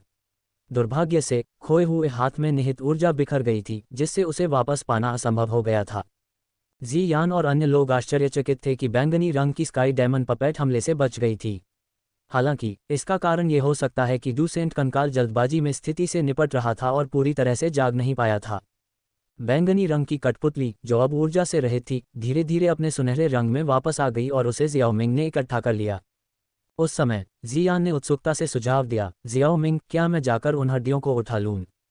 कठपुतलियों को इसे संभालने दो। जियाओ मिंग ने अपना सिर हिलाया। कौन जानता था कि डूसेंट कंकाल के पास कोई और चाल थी। जैसे ही जियाओ मिंग ने बात की, 7 गहरे रंग के स्काई डेमन पपेट आगे बढ़े। प्रत्येक ने डूसेंट कंकाल को नष्ट करने के लिए विभिन्न खींचने वाली क्रियाएं की। स्काई डेमन पपेट के अथक प्रयासों से डूसेंट कंकाल को सीधे नष्ट कर दिया गया।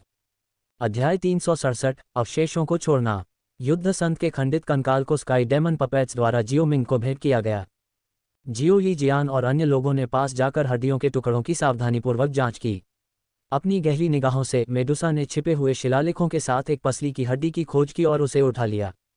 कुछ देर तक इसकी जांच करने के बाद मेडुसा को एहसास हुआ कि इस पर दर्ज जानकारी अधूरी थी। उसने अपनी भौहें सिकुड़ी और इसे जियो मिंग को सौंप दिया। जैसे ही जियो मिंग ने पसली की हड्डी को पकड़ा, उसने इसकी ठंडी और चिकनी सतह को महसूस किया, जो आमतौर पर हड्डियों से जुड़ी खुरदरी बनावट से रहित थी। इसके बजाय ये सबसे उत्तम जैद की तरह महसूस हुआ। स्पर्श करने पर चिकना और ठंडा, एक सुखद अनुभूति प्रदान करता है।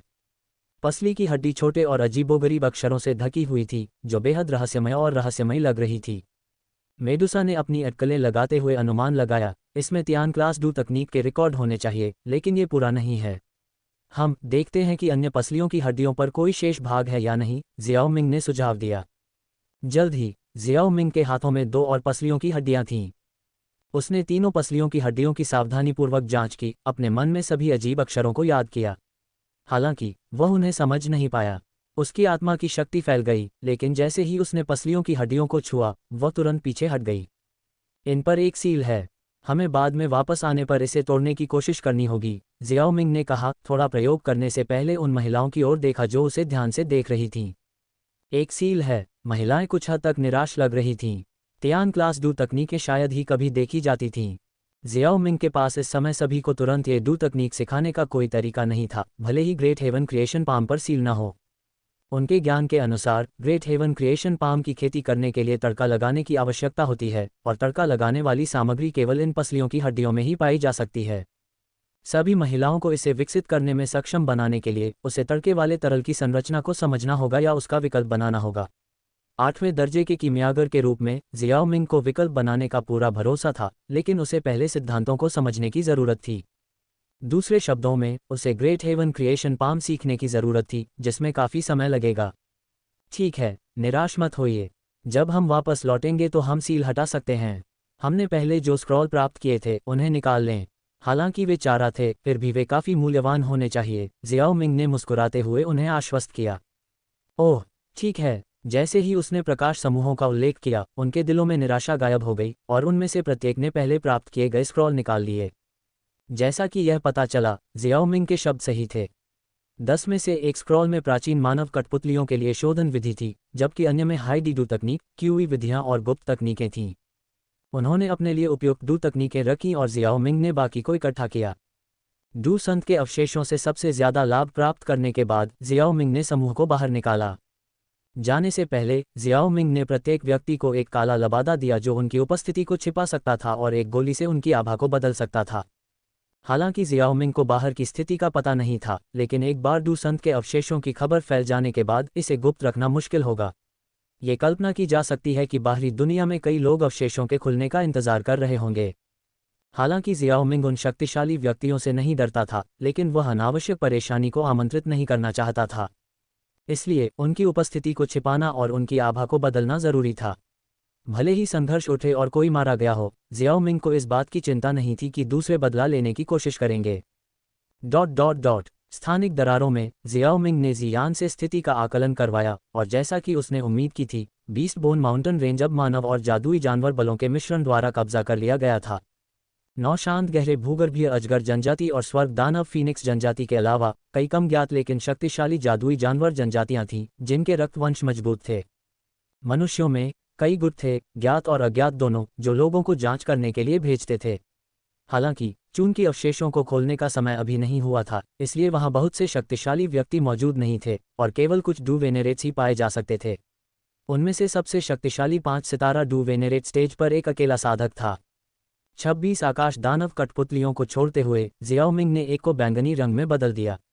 फिर उसने एक काला लबादा पहना और घोषणा की, चलो चलते हैं, अब जाने का समय हो गया है।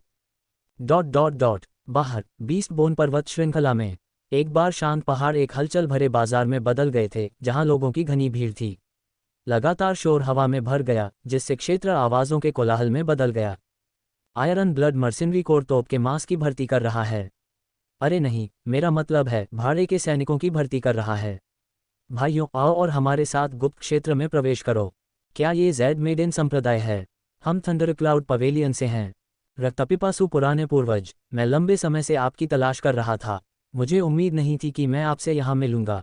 इस बार आप मर चुके हैं। उद्धरण चिन्ह उद्धरण चिन्ह।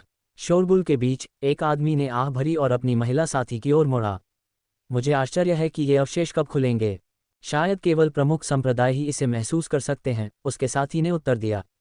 बोलते समय उसने स्थानिक दरवाजे पर नजर डाली और अचानक रुक गई। दरवाजे के ऊपर एक स्थानिक भंवर धीरे धीरे घूमा और काले वस्त्र पहने 7 आकृतियां एक के बाद एक उभरी। आदमी ने कुछ और शब्द बोले, लेकिन कोई प्रतिक्रिया नहीं मिली। हैरान होकर उसने अपनी महिला साथी की तरफ देखा, जिसके चेहरे पर एक खाली भाव था। उसकी निगाहों का अनुसरण करते हुए उसकी पुतलियां सिकुड़ गईं। लोग अवशेषों से बाहर आ रहे हैं। साथ ही बीस्ट बोन माउंटेन रेंज के विभिन्न हिस्सों में लोगों ने आसमान में काले वस्त्र पहने आकृतियां दिखाई दीं। एक पल के लिए कभी जीवंत बीस्ट बोन माउंटेन रेंज एक भयानक सन्नाटे में डूब गई। फिर अगले ही पल यह एक बहरा शोर के साथ फट गया। वे लोग कौन हैं? क्या कोई पहले से ही डू सेंट अवशेषों में प्रवेश कर चुका है? ये कैसे संभव है? यहाँ तक कि डू वेनेरेट भी सील को तोड़ने के लिए संघर्ष करेंगे। वे अंदर कैसे आए? मैं उनकी आभा को महसूस नहीं कर सकता। उद्धरण चिन्ह उद्धरण चिन्ह। जैसे ही शोरगुल शुरू हुआ, 100 से अधिक आकृतियां आसमान में उड़ गईं, जो जाने वाली आकृतियों का रास्ता रोक रही थीं। सबसे आगे वाला व्यक्ति बैंगनी रंग का लबादा पहने हुए सफ़ेद बालों वाला एक बूढ़ा आदमी था। वह 5 सितारा डू वेनेरेट था जिसे जियान ने खोजा था। दोस्त, मैं उत्तरी क्षेत्र से यूटिंग हूँ। क्या आप कृपया मुझे बता सकते हैं कि आप डूसेंट अवशेषों से क्यों बाहर आ रहे हैं? यूटिंग की आंखों में उदासी थी, लेकिन वह इन लोगों की आभा को महसूस नहीं कर सका, इसलिए वह अपने स्वर में संयमित रहा। उनके आसपास के अन्य लोगों की निगाहें टिमटिमा रही थीं, जिनमें से प्रत्येक में अलग अलग अर्थ थे, कुछ लालची, कुछ नाराज, कुछ ईर्ष्यालु। हे, जियाओमिंग ने भीड़ पर नजर डाली जिसने उनका रास्ता रोक रखा था, तो एक हल्की हंसी गूंजी। वहां 100 से ज्यादा लोग थे, जिनमें से किसी के पास पंख नहीं थे। वे सभी दुर्जय व्यक्ति थे, सभी डू पूर्वजों के दायरे से ऊपर थे, जिनमें 1 दर्जन से ज्यादा डू वेनेरेट्स थे। ये स्पष्ट था कि ये नए लोग मिलनसार नहीं थे। आप क्यों हंस रहे हैं? 9 शांत गहरे ग्राउंड पायथन जनजाति के एक शक्तिशाली सदस्य ने ठंडे स्वर में पूछा। उसकी ठंडी निगाहें जियाओमिंग पर टिकी थीं। एकत्रित व्यक्तियों में 9 शांत गहरे ग्राउंड पायथन जनजाति सबसे कम प्रसन्न थी। ये बीस्ट बोन माउंटेन रेंज मूल रूप से उनका था क्षेत्र, और वे परिस्थितियों के कारण पहले ही अनिच्छा से डूसेंट अवशेषों को साझा करने के लिए सहमत हो गए थे। अब इस बात की उच्च संभावना के साथ कि किसी और ने अवशेषों में पहले प्रवेश किया था, वे अपनी आंखों के सामने काले वस्त्र पहने आकृतियों को मारना चाहते थे। बहुत हो गई बकवास। अगर तुम कुछ करना चाहते हो तो जल्दी करो। मेरे पास समय नहीं है, और मेरे पास तुम सबके साथ खेलने का धैर्य नहीं है। जियोमिंग ने शब्दों को बर्बाद करने की जहमत नहीं उठाए, अपनी बदली हुई बुजुर्ग आवाज का इस्तेमाल किया और तिरस्कारपूर्वक बोला। अध्याय 368, एक ही हरकत से भारी दबाव। जब जियाओमिंग के शब्द गिरे तो सैकड़ों शक्तिशाली व्यक्तियों को अपने कानों पर विश्वास नहीं हुआ। अरे, उसकी हिम्मत कैसे हुई इतने घमंडी होने की? यहाँ हम में से इतने लोगों के होते हुए क्या उसे मौत का डर नहीं है? उद्धरण चिन्ह उद्धरण चिन्ह। ये शब्द सुनते ही 9 शांत गहरे ग्राउंड पायथन जनजाति के सदस्य का चेहरा गुस्से से लाल हो गया। यूटिंग ने अपनी भौहें सिकोड़ लीं, मन ही मन सोचा कि दूसरे पक्ष को इतना घमंडी होने के लिए कुछ भरोसा होना चाहिए, अन्यथा वे प्राचीन अवशेषों से बाहर नहीं आ सकते थे। वह एक पल के लिए हिचकिचाया, लेकिन उसके पीछे कई शक्तिशाली व्यक्तियों की आभा को महसूस करते हुए और डूसंत के अवशेषों में निहित खजाने को देखते हुए उसका लालच अंततः हावी हो गया। फिर अगले ही पल यूटिंग ने एक चाल चली। उसके सामने अंतरिक्ष का एक बड़ा क्षेत्र ढह गया, और उसकी दाहिनी हथेली से एक चमकदार रोशनी निकली जिससे किसी की आंखें खोलना असंभव हो गया। साथ ही, चाहे वह डू पूर्वज हो या डू पूजक, किसी ने भी पीछे हटने का विकल्प नहीं चुना। पूर्ण सामंजस्य में, वे सभी एक ही समय पर हमला करने का विकल्प चुनते हैं। एक उफनती हुई डू क्यूई फट गई, जो तुरंत जियाओमिंग और उसके समूह की ओर बढ़ गई। सैकड़ों शक्तिशाली व्यक्तियों ने एक साथ हमला किया, जिससे एक अविश्वसनीय रूप से शानदार दृश्य बन गया। डू क्यूई की विशाल लहर के बावजूद जियाओमिंग की अभिव्यक्ति अपरिवर्तित रही, और उसका शरीर जरा भी नहीं हिला। वह बस शांति से आगे देखता रहा। इस क्रिया ने शक्तिशाली व्यक्तियों और बीस्ट बोन माउंटेन रेंज के नीचे के लोगों को हैरान कर दिया। क्या वे काले वस्त्रधारी आकृतियां इतनी भयभीत थीं कि वे वहीं अवाक खड़े थे? वे प्रतिक्रिया क्यों नहीं कर रहे थे? कुछ लोगों ने पहले से ही काले वस्त्रधारी आकृतियों को मारने और उनकी लाशों से भंडारण के छल्ले जब्त करने के लिए खुद को तैयार कर लिया था। भारी डू क्यूई आसमान से उतरी, और जैसे ही ये हमले जियाओमिंग के शरीर पर हमला करने वाले थे, उसके आसपास के अंतरिक्ष में लहरें दिखाई दीं। काले वस्त्र पहने आदरणीय तियान हुओ, जियान, जियाओई जियान और अन्य की आकृतियां तेजी से प्रकट हुईं। एक साथ काम करते हुए उन्होंने एक मोटी ऊर्जा ढाल बनाई जो तुरंत फैल गई। धमाका, धमाका, धमाका। अनगिनत डू क्यूई ने ऊर्जा ढाल पर जोरदार प्रहार किया, जिससे उसमें से तरंगें निकलने लगीं, लेकिन वह अडिग और अक्षुण्ण रहा। समूह के संयुक्त प्रयासों से उन्होंने कई शक्तिशाली व्यक्तियों के एकजुट हमलों का विरोध किया। इसका लाभ उठाते हुए जियाओमिंग का दिमाग घूम गया, और उसके पीछे स्थित बैंगनी रंग का स्काई डायमंड पपेट एक काली छाया में बदल गया, जो एक पल में सैकड़ों शक्तिशाली व्यक्तियों के बीच में घुस गया। सबसे पहले उसने जिस व्यक्ति को निशाना बनाया, वह 5 सितारा डू वेनेरेट यूटिंग था। बैंगनी रंग के स्काई डायमंड पपेट ने एक सरल और अलंकृत सीधा मुक्का मारा, जो सीधे उसके चेहरे पर निशाना साध रहा था। यूटिंग को अपनी रीढ़ की हड्डी में ठंडक महसूस हुई, और उसने अपने दाहिने हाथ पर जितनी डू क्यूई हो सकती थी उसे इकट्ठा कर लिया। हाइडी डू तकनीक, गड़गड़ाहट वाली मुट्ठी। धमाका। जैसा कि अपेक्षित था, एक ही मौके से यूटिंग का चेहरा चकनाचूर हो गया, और खून की धुंध के धागे आसमान में भर गए। पूरा बीस्ट बोन माउंटेन रेंज एक बार फिर से खामोश हो गया। ये कैसे संभव था? दूसरे पक्ष ने वास्तव में उन सभी के संयुक्त हमले को रोक दिया और लापरवाही से किसी ऐसे व्यक्ति को भेज दिया जिसने आसानी से यूटिंग जैसे 5 सितारा डू वेनेरेट को खून की धुंध में घुसा मार दिया।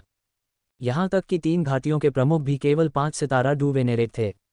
ऐसा कारनामा करने के लिए दूसरा पक्ष कितना शक्तिशाली था? एक 8 सितारा डू वेनेरेट, एक 9 सितारा डू वेनेरेट, या इससे भी अधिक? इस परिणाम को देखते हुए जियाओ मिंग और अन्य लोगों को घेरने वाले सभी शक्तिशाली व्यक्तियों को ऐसा लगा जैसे वे गिरे हुए आत्मा बर्फ स्रोत के सबसे ठंडे क्षेत्र में थे, पूरी तरह से जम रहे थे। हालांकि चाहे वे इसे कितना भी मानने से इनकार कर दें, धीरे धीरे उतरते खून के धुंध ने उन्हें अविश्वसनीय रूप से क्रूर वास्तविकता की याद दिला दी। उनका पिछला लालच तुरंत चकनाचूर हो गया। इस समय शक्तिशाली व्यक्तियों ने काले वस्त्र पहने हुए व्यक्ति को देखा जिसने यूटिंग को आगे बढ़ने के लिए भेजा था। एक तेज गति से सभी लोग भय से ग्रसित हो गए और अगला निशाना बनने के भय से जल्दी से पीछे की ओर भाग गए। शक्तिशाली व्यक्तियों की भयभीत और कायरतापूर्ण प्रतिक्रियाओं को देखते हुए काले लबादे के नीचे छिपे हुए चेहरे पर जियाओ मिंग की हल्की मुस्कान उभर आई। उसने उम्मीद नहीं की थी कि वे इतनी आसानी से डर जाएंगे। चूंकि ऐसा ही था, जियाओ मिंग को अब और देर करने का कोई कारण नहीं दिखा, और अधिक देरी से अप्रत्याशित जटिलताएं पैदा हो सकती थीं, और एक बार जब उन जनजातियों के असली शक्तिशाली लोग आ गए तो खुद को स्थिति से बाहर निकालना बहुत मुश्किल हो जाएगा। चलो चलते हैं, मुझे संदेह है कि उनमें हमें रोकने की हिम्मत है। उन शब्दों के साथ जियाओ मिंग ने आत्मविश्वास से जियाओ यीजियान और अन्य लोगों का नेतृत्व किया, भीड़ के बीच से आगे बढ़ते हुए। शक्तिशाली व्यक्ति अलग हो गए, उन्हें डर था कि वे जियाओ मिंग और उसके समूह को नाराज कर सकते हैं और उन्हें मुक्का मारकर मार डाला जाएगा। और इस तरह बीस्ट बोन माउंटेन रेंज में सभी की चौकस निगाहों के सामने जियाओ मिंग और उसके साथी नज़रों से ओझल हो गए। जैसे ही वे गायब हुए, बीस्ट बोन माउंटेन रेंज में एक बार फिर गहन चर्चा शुरू हो गई। क्या मैंने सही देखा? आदरणीय यूटिंग को तुरंत मार दिया गया और उनके शरीर का कोई निशान नहीं है। आखिर वे लोग कौन हैं? एक डू वेनेरेट को आसानी से मारना और सैकड़ों शक्तिशाली व्यक्तियों में भय पैदा करना, वे वास्तव में विस्मयकारी हैं। इतनी ताकत के साथ यह कोई आश्चर्य की बात नहीं है कि वे सीलबंद अवशेषों में प्रवेश करने में सक्षम थे। मुझे आशा है कि अवशेषों के अंदर की चीजें लूटी नहीं गई होंगी। शब्द फैलाओ और उनके बारे में कोई भी जानकारी इकट्ठा करो। उद्धरण चिन्ह उद्धरण चिन्ह। बीस्ट बोन माउंटेन रेंज अराजकता में गिर गई। हाल की घटनाओं को देखते हुए कुछ व्यक्तियों ने छोड़ने का फैसला किया, जबकि अन्य ने रहने का विकल्प चुना। उनका मानना था कि डू सेंट अवशेष इतने विशाल थे कि वे 7 व्यक्ति सब कुछ नहीं लूट सकते थे। पीछे कुछ तो बचा होगा। उन काले वस्त्रधारी आकृतियों के साधना क्षेत्र भी ऊंचे थे। कौन जानता था, शायद वे जिन चीजों की परवाह नहीं करते थे वे उनके लिए उपयोगी हो सकती थीं।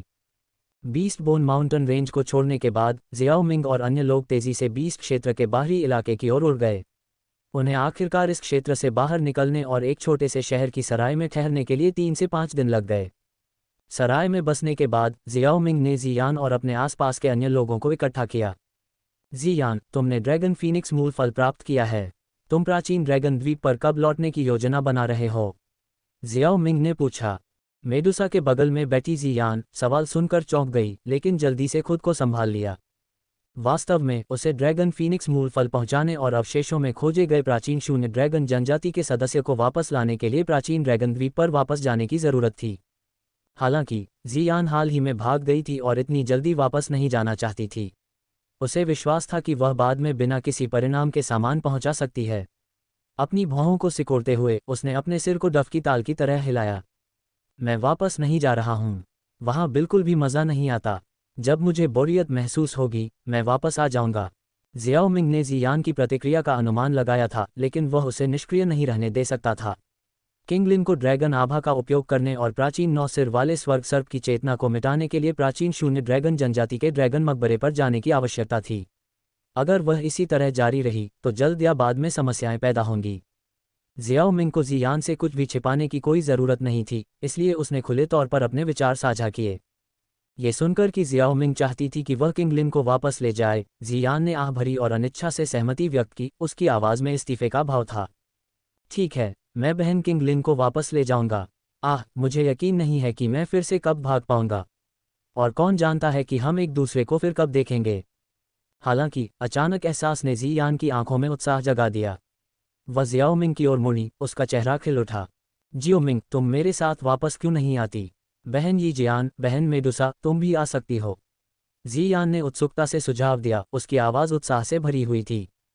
ये सुनकर जियाओ यीजियान ने जियाओ मिंग की तरफ देखा। अब उसे ही तय करना था। दूसरी तरफ मेडुसा कुछ हद तक ललचाई हुई थी। वह जियान के कबीले में जाना चाहती थी, लेकिन जियाओ यीजियान की तरह उसने भी जियाओ मिंग की तरफ देखा। अध्याय 369 ज़ी यान, मैं ही वह था जो पहले आया था। चलो इसे भूल जाते हैं। एक पल के लिए सोचने के बाद जियाओ मिंग ने अपना सिर हिलाया, ज़ी यान के प्रस्ताव को अस्वीकार कर दिया। पिल्टॉवर के 8 महान बुजुर्गों में से एक के रूप में उनके पद में महत्वपूर्ण जिम्मेदारियां और शक्ति थी। जियानान अकादमी में एक बुजुर्ग होने के विपरीत जो अपेक्षाकृत अधिक आरामदेह था। पिल्टॉवर के भीतर उनके पास ऐसे कर्तव्य थे जिन्हें अनदेखा नहीं किया जा सकता था। हालांकि इस समय संभालने के लिए बहुत सारे कार्य नहीं थे, फिर भी लंबे समय तक अनुपस्थित रहना आदर्श नहीं था। जियाओ मिंग हाल ही में हॉल ऑफ सोल्स के साथ संघर्ष में था और वह एक आलसी होने के बारे में कुछ शर्मिंदा महसूस कर रहा था। इसके अलावा उसे पिल्टॉवर छोड़े हुए लगभग 2 महीने हो चुके थे। अगर वह प्राचीन ड्रैगन द्वीप पर जाता तो उसे पिल्टॉवर पर वापस आने में कितना समय लगता। एक बार जब वह ज़ी यान के साथ चला जाता तो वह ड्रैगन फीनिक्स मूल फल को अवशोषित करने के लिए एकांत में चली जाती। उस समय उसके साथ जाने का कोई मतलब नहीं बनता। इसके अलावा जियाओ मिंग को खुद भी डू वेनेरेट दायरे में घुसने के लिए एकांत में जाने की ज़रूरत थी। चाहे वह प्राचीन ड्रैगन द्वीप पर करे या कहीं और, इससे ज़्यादा फर्क नहीं पड़ता, लेकिन पिल्टॉवर पर वापस लौटना ज़्यादा सुविधाजनक होगा। अपनी सफलता के बाद उसे अभी भी कुछ काम निपटाने थे, जैसे कि सोल एसेंस को जब्त करना।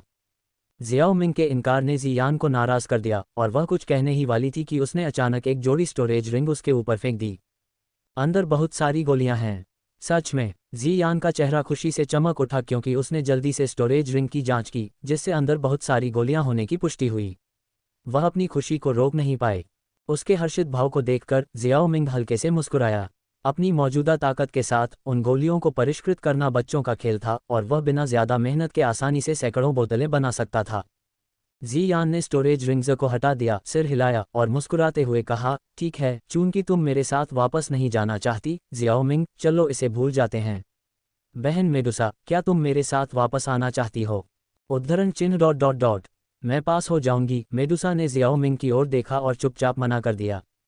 मेडुसा की हरकतों ने ज़ी यान को हैरान कर दिया। जियाओ मिंग का उसे मना करना एक बात थी, लेकिन मेडुसा ने भी मना क्यों किया? और उसने मना करने से पहले जियाओ मिंग की तरफ भी देखा। ज़ी यान को याद आया कि उस समय मेडुसा और जियाओ मिंग के बीच कोई खास अच्छा रिश्ता नहीं था। उस पल ज़ी यान को एहसास हुआ और उसके हाव भाव अचानक बदल गए। अरे नहीं, क्या ऐसा हो सकता है कि सिस्टर मेडुसा और जियाओ मिंग के बीच रोमांटिक रिश्ता है? मेडुसा के आकर्षक फिगर और मनमोहक रूप को देखकर उसका दिमाग तेजी से चलने लगा। मेडुसा पहली बार मिलने के समय से भी ज्यादा परिपक्व और आकर्षक लग रही थी, जिसने ज़ी यान को याद दिलाया कि जियाओ मिंग को परिपक्व महिलाएं ज्यादा पसंद थीं। ज़ी यान ने इधर उधर की बातें नहीं की और सीधे पूछने का फैसला किया, सिस्टर मेडुसा, जियाओ मिंग के साथ तुम्हारा क्या रिश्ता है? ज़ी यान के अचानक पूछे गए सवाल से मेडुसा चौंक गई। वह कुछ समय से ज़ी यान को सच बताना चाहती थी, इसलिए कुछ देर चुप रहने के बाद उसने कबूल करने का फैसला किया। उद्धरण चिन्ह ... मुझे खेद है, लेकिन मैं पहले से ही उसके बच्चे को जन्म दे रही हूँ। ज़ी यान का अनुमान सही निकला और वह क्रोधित होने से खुद को नहीं रोक पाए। लानत है, मैं ही सबसे पहले आई, चाहे वह जियाओ मिंग से मिलना हो या कुछ और। यह मेरे फिगर की वजह से होगा। कितना परेशान करने वाला। मुझे पता था कि जियाओ मिंग परिपक्व महिलाओं को पसंद करता है। मैं इतने समय से बड़ी क्यों नहीं हुई?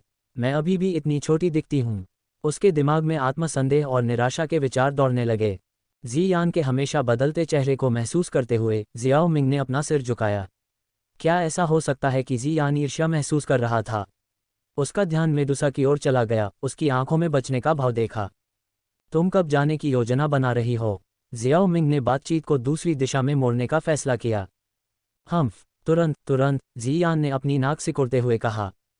दृढ़ निश्चय के साथ उसने अपना जैद जैसा हाथ उठाया और हवा में धीरे से वार किया, जिससे शून्य में एक दरार बन गई। दरार ने अंधकार के अंतहीन विस्तार को प्रकट किया। जियाओ ज़ी यान, जो चुपचाप देख रही थी, ने अपनी मुस्कान को अपने पतले हाथ से छिपा लिया। फिर वह किंगलिन की ओर मुड़ी, जो उसके बगल में खड़ी थी, और प्रोत्साहन के कुछ शब्द कहे। छोटी बहन, याद रखना कि यह केवल एक अस्थायी अलगाव होगा। उसने धीरे से उसके हरे बालों को सहलाया। जियाओ मिंग ने भी अपनी नज़र किंगलिन की ओर घुमाई, उसकी मुस्कान स्नेह से भरी हुई थी। जियाओ ज़ी यान के सांत्वना भरे शब्दों को सुनकर और जियाओ मिंग के चेहरे पर प्यार भरे भाव देखकर किंगलिन का दिल भावनाओं से भर गया। बहन जियान, कृपया मेरे लिए यंग मास्टर का ख्याल रखना। वह जियाओ ज़ी यान के करीब झुकी और धीरे से फुसफुसाए। हालांकि किंगलिन जियाओ मिंग को छोड़ना नहीं चाहती थी, लेकिन वह उनके अलगाव के महत्व को जानती थी। उसके लिए प्राचीन स्वर्गीय सर्प की आत्मा को परिष्कृत करना महत्वपूर्ण था ताकि उसके लिए उत्पन्न होने वाले खतरे को खत्म किया जा सके। इससे होने वाले दुख के बावजूद वह इसे सहने के लिए तैयार थी। जियाओ यी जियान को विदा देने के बाद किंगलिन ने जियाओ मिंग की ओर देखा और उसके पास जाने के लिए कुछ कदम आगे बढ़ाए। उसका लाल चेहरा और नम आंखें उसके इरादों को धोखा दे रही थीं। युवा मास्टर, जाने से पहले मैं एक चुंबन चाहती हूँ। समय समाप्त हो गया है। किंगलिन, चलो। आह बहन जियान, कृपया प्रतीक्षा करें। जियान ने किंगलिन की बाँह पकड़ी और उसे स्थानिक दरार में खींच लिया, जिससे उनका प्रस्थान जल्दी हो गया। उसने और कोई कोमल क्षण देखने से इनकार कर दिया। यह क्या था? घाव पर नमक छिड़कना। अगर वे इस तरह की हरकत करना चाहते थे तो यह उसकी उपस्थिति में नहीं होना चाहिए। जैसे ही जियान और किंगलिन बंद हो रहे स्थानिक दरार में गायब हो गए, यह अपनी मूल स्थिति में लौट आया, अपनी उपस्थिति के किसी भी निशान को मिटाते हुए। प्राचीन शून्य ड्रैगन की अंतरिक्ष पर महारत वास्तव में असाधारण है, आदरणीय तियानहुओ ने बहाल किए गए स्थान को देखते हुए कहा। फिर उसने पूछा, जियाओ मिंग, हमें आगे क्या करना चाहिए? जियान के ईर्ष्यापूर्ण प्रकोप को देखने के बाद जियाओ मिंग अंदर से थोड़ा असहाय महसूस कर रहा था। ये छोटी लड़की जाने के लिए इतनी उत्सुक थी कि वह संचार का कोई भी साधन छोड़ना भूल गई। ड्रैगन द्वीप शून्यता के दायरे में छिपा हुआ था और वह अपनी वर्तमान शक्ति से उस तक नहीं पहुंच सकता था। कोई भी डू वेनेरेट जो प्राचीन शून्य ड्रैगन नहीं था, वह उस स्थान पर घुसने की हिम्मत नहीं करेगा। हालांकि उसने इस पर ज्यादा देर तक विचार नहीं किया। उसे पता था कि जियान के पास ड्रैगन फीनिक्स मूल फल होने के कारण ये संभावना थी कि उसके कबीले के सदस्य समय आने पर उसकी मदद मांगेंगे। चलो पहले एक दिन आराम करते हैं और फिर हम पिल टॉवर पर लौट जाएंगे। जियाओ मिंग ने कुछ पलों की चुप्पी के बाद व्यवस्था करते हुए आह भरी। जियाओ यी जियान और आदरणीय तियानहुओ कुछ ही देर बाद मेडुसा को पीछे छोड़कर चले गए। क्या बात है? क्या तुम्हारे पास चर्चा करने के लिए कुछ है? जियाओ मिंग ने उसकी ओर देखा, उसके रुकने का कारण जानने के लिए उत्सुक था। उसने यह नहीं माना कि वह किसी अंतरंग मामले के लिए था, क्योंकि उसने गर्भवती होने के बाद से उसे छूने से परहेज किया था। इसलिए उसके रुकने का मतलब शायद ये था कि उसके पास चर्चा करने के लिए कुछ महत्वपूर्ण था। कुर्सी पर बैठी हुई मेडुसा ने अपने होंठ खोले और उसकी मोहक आवाज कमरे में गूंज उठी, ये हमारे बच्चे के बारे में है। ये सुनकर जियाओ मिंग के चेहरे पर गंभीरता आ गई। हमारे सर्प लोग जनजाति, विशेष रूप से मेडुसा की शक्तिशाली रक्त रेखा की ताकत के साथ, मां के गर्भ में अपने विकास के दौरान बच्चे को पोषण देने के लिए कई आध्यात्मिक गोलियों और दवाओं की आवश्यकता होती है। ये पोषण बच्चे की ताकत को बहुत बढ़ाएगा और जन्म के बाद उनकी भयानक क्षमता को उजागर करेगा। हमारे जनजाति की गुप्त तकनीकों के अनुसार मेडुसा बच्चे के पोषण को 3 स्तरों में विभाजित किया जाता है, ऊपरी, मध्य और निचला। प्रत्येक स्तर बच्चे की भविष्य की खेती के लिए अलग अलग संभावनाओं से मेल खाता है। निम्न स्तर की गुप्त तकनीक के परिणामस्वरूप बच्चा केवल डू सम्राट क्षेत्र तक पहुंच सकता है, बिना महत्वपूर्ण विकास के अवसरों के। मध्य स्तर की गुप्त तकनीक के साथ उनकी क्षमता डू पूर्वज क्षेत्र तक पहुंचने के लिए पर्याप्त होगी, और उच्च स्तर की गुप्त तकनीक के साथ उनकी क्षमता और भी अधिक होगी। 3 साल के समय में हमें पोषण गुप्त तकनीक से गुजरना होगा। आप बच्चे के पिता हैं और आप हमारे सांप लोगों की जनजाति की स्थिति जानते हैं। इसलिए मैं आपसे अनुरोध करता हूं कि आप 7वें स्तर की स्वर्गीय आत्मा रक्त अस्थि गोली को परिष्कृत करें, जो हमारे बच्चे के भविष्य की तैयारी के लिए ऊपरी स्तर की गुप्त तकनीक के लिए आवश्यक है। जियाओ मिंग ने गहरी सोच में डूबे हुए गोली का नाम दोहराया। फिर उसने अपना सिर हिलाया और जवाब दिया, स्वर्ग आत्मा रक्त अस्थि गोली। वह गोली सिर्फ 7वें स्तर की है। तुम मुझे कम आंक रहे हो। आखिरकार मैं पहले से ही 8वें स्तर का मास्टर अल्केमिस्ट हूं। मेडुसा की आंखें चमक उठी जब उसने जियाओ मिंग के इरादे को भांप लिया। तुम्हारा क्या मतलब है? मैं आधारभूत साधना के लिए कुछ 8वें स्तर की गोलियों को परिष्कृत करूंगा। ये गोलियां तुम्हें और बच्चे दोनों को फायदा पहुंचाएंगी, जिससे गर्भ में भ्रूण को एक आदर्श आधार स्थापित करने में मदद मिलेगी, जियाओ मिंग ने समझाया। जब बात मेडुसा और उनके अजिन में बच्चे की आती है तो वह स्वाभाविक रूप से कंजूस नहीं होगा। उसने गुप्त रूप से आधारभूत साधना के लिए उपयुक्त कई 8वें स्तर की गोली के नुस्खे खोजे थे। डू सेंट अवशेषों की अपनी यात्रा के दौरान उसने औषधीय उद्यान से सभी आवश्यक औषधीय जड़ी बूटियां एकत्र की थीं। एक बार जब वह डू वेनेरेट क्षेत्र में पहुंच जाता तो वह उन्हें परिष्कृत करना शुरू कर सकता था। उसके शब्दों को सुनकर मेडुसा ने कोमल भाव से जियाओ मिंग की ओर देखा। हालांकि उसने अपने बच्चे को 7 रंग वाले स्वर्ग निगलने वाले अजगर के प्रभाव से मुक्त होने के लिए गर्भ धारण किया था, लेकिन जियाओ मिंग की अपने बच्चे के प्रति गहरी देखभाल ने उसे खुशी से भर दिया। इसके अलावा परिस्थितियों के बावजूद जियाओ मिंग मेडुसा के जीवन में पुरुष था और वह उसके लिए एकमात्र पुरुष होगा। अतीत में उनके संघर्ष बस यही थे। अतीत में जियाओ मिंग हाल ही में उसके साथ अच्छा व्यवहार कर रहा था और मेडुसा की भावनाएं धीरे धीरे बदल गई थीं। अगर तुमने अपना मन बना लिया है तो मुझे कोई आपत्ति नहीं है। हालांकि क्या तुम मुझे बता सकती हो कि तुम कौन सी गोलियां परिष्कृत करने की योजना बना रही हो? पहली शुरुआत की गोली, स्वर्गीय एकता की गोली, जीवन ज्ञान की गोली, 9 तत्व पोषण एपचर की गोली और शुद्ध यांग संघनक की गोली। ये सभी 8वीं श्रेणी की गोलियां हैं। तुम क्या सोचती हो, अगर वे पर्याप्त नहीं हैं तो मैं और ढूंढ सकता हूं। ये काफी है। वास्तव में हमें इतने की जरूरत नहीं है। मेडुसा का एक बार ठंडा चेहरा अविश्वसनीय रूप से कोमल हो गया था। उद्धरण चिन्ह डॉट डॉट डॉट। डूसेंट अवशेषों में ये दिन काफी थकाऊ रहे हैं, आप थक गए होंगे, इसलिए आपको अच्छी तरह से आराम करना चाहिए। अध्याय 370 जीवन अनुकरण। चीख। दरवाजे के बंद होने की आवाज के साथ मेडुसा कमरे से बाहर चली गई और जियाओ मिंग अपनी सीट से उठकर धीरे से बिस्तर पर लेट गया। मुझे इन दिनों अकेले रहने और अनुकरण करने का मौका नहीं मिला है। मुझे अब इसका इस्तेमाल करना चाहिए। जियाओ मिंग ने एक पल के लिए सोचा, फिर अपने मन में धीरे से पुकारा। सिम्युलेटर। डिंग। मेजबान के पास जीवन का अनुकरण करने का मौका है। क्या आप अनुकरण शुरू करना चाहेंगे? सिम्युलेटर शुरू करें। सिम्युलेटर शुरू होता है। दिन 1। आप और आपके साथी एक सराय में ठहरने की जगह पाते हैं। एक मेज के चारों ओर बैठकर आप विभिन्न मामलों पर चर्चा करते हैं। आखिरकार आपके साथी जियान और किंगलिन एक स्थानिक दरार से निकल गए। दिन 2। अपने साथियों के साथ आसमान में उड़ते हुए आप ड्रैगन क्लॉ क्रिम्सन ईगल्स के एक विशाल झुंड से मिलते हैं। समूह का नेतृत्व 7वें दर्जे का जादुई जानवर कर रहा है। आप इसे एक सवारी के रूप में पकड़ने का फैसला करते हैं, लेकिन ये जमकर प्रतिरोध करता है।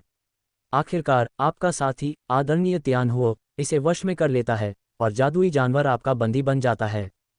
दिन 3। ड्रैगन क्लॉ क्रिम्सन ईगल की पीठ पर बैठे हुए आप एक दिन आसमान में घूमते हुए बिताते हैं। दिन 4। आप एक दिन के लिए कीमिया का अध्ययन करते हैं। दिन 5। आप एक दिन के लिए कीमिया का अध्ययन करते हैं। आपकी कीमिया कौशल में थोड़ा सुधार हुआ है और आपको विश्वास है कि आप आसानी से 6 रंग की 8वीं स्तरीय गोलियों को परिष्कृत कर सकते हैं। दिन 6। आप अपने साथी जियाओ जियान को गहरे समुद्र की आत्मा पेश करते हैं, जो उत्साहित हो जाती है और एक भावुक चुंबन के साथ अपना आभार व्यक्त करती है। Dot dot dot. दिन 15। सुबह में आप डू तकनीक प्रशिक्षण में संलग्न होते हैं और आदरणीय तियान हुओ के साथ लौ नियंत्रण तकनीकों पर चर्चा करते हुए आधा घंटा बिताते हैं। दिन 30। साधना में डूबे रहने के दौरान आपको लगता है कि जियाओ जियान की आत्मा क्षेत्र में प्रवेश कर रही है। दिन 31। जैसे ही सुबह होती है आप और आपके कुछ साथी एक छेद के माध्यम से अपने निवास पर वापस लौट आते हैं। आप संयोग से ये शिनलैंड से मिलते हैं, जो एक कबीले का वंशज है जिसका आपने पहले मार्गदर्शन किया था। Dot dot dot. दिन 38। आप डू संत की लाश से ऊर्जा को अवशोषित करते हैं, डू वेनेरिक क्षेत्र में प्रवेश करने की तैयारी करते हैं। Dot dot dot. दिन 100। आप अपनी ताकत में महत्वपूर्ण प्रगति करते हुए एक गुप्त कमरे से निकलते हैं और इस समय आपको पता चलता है कि जियो जियान 8 सितारा डू वेनेरिक में प्रवेश कर चुका है। Dot dot dot. दिन 105। 8 महान बुजुर्गों में से एक के रूप में अपने अधिकार का उपयोग करते हुए आप हॉल ऑफ सोल्स के शाखा हॉल का पता लगाने के लिए पिल टॉवर के कनेक्शन में टैप करते हैं। दिन 106। जबकि हॉल ऑफ सोल्स के शाखा हॉल की खोज चल रही है, आप शुद्ध यांग कंडेंसिंग पिल एक 5 रंग की 8वीं स्तरीय गोली को परिष्कृत करने की तैयारी करते हैं।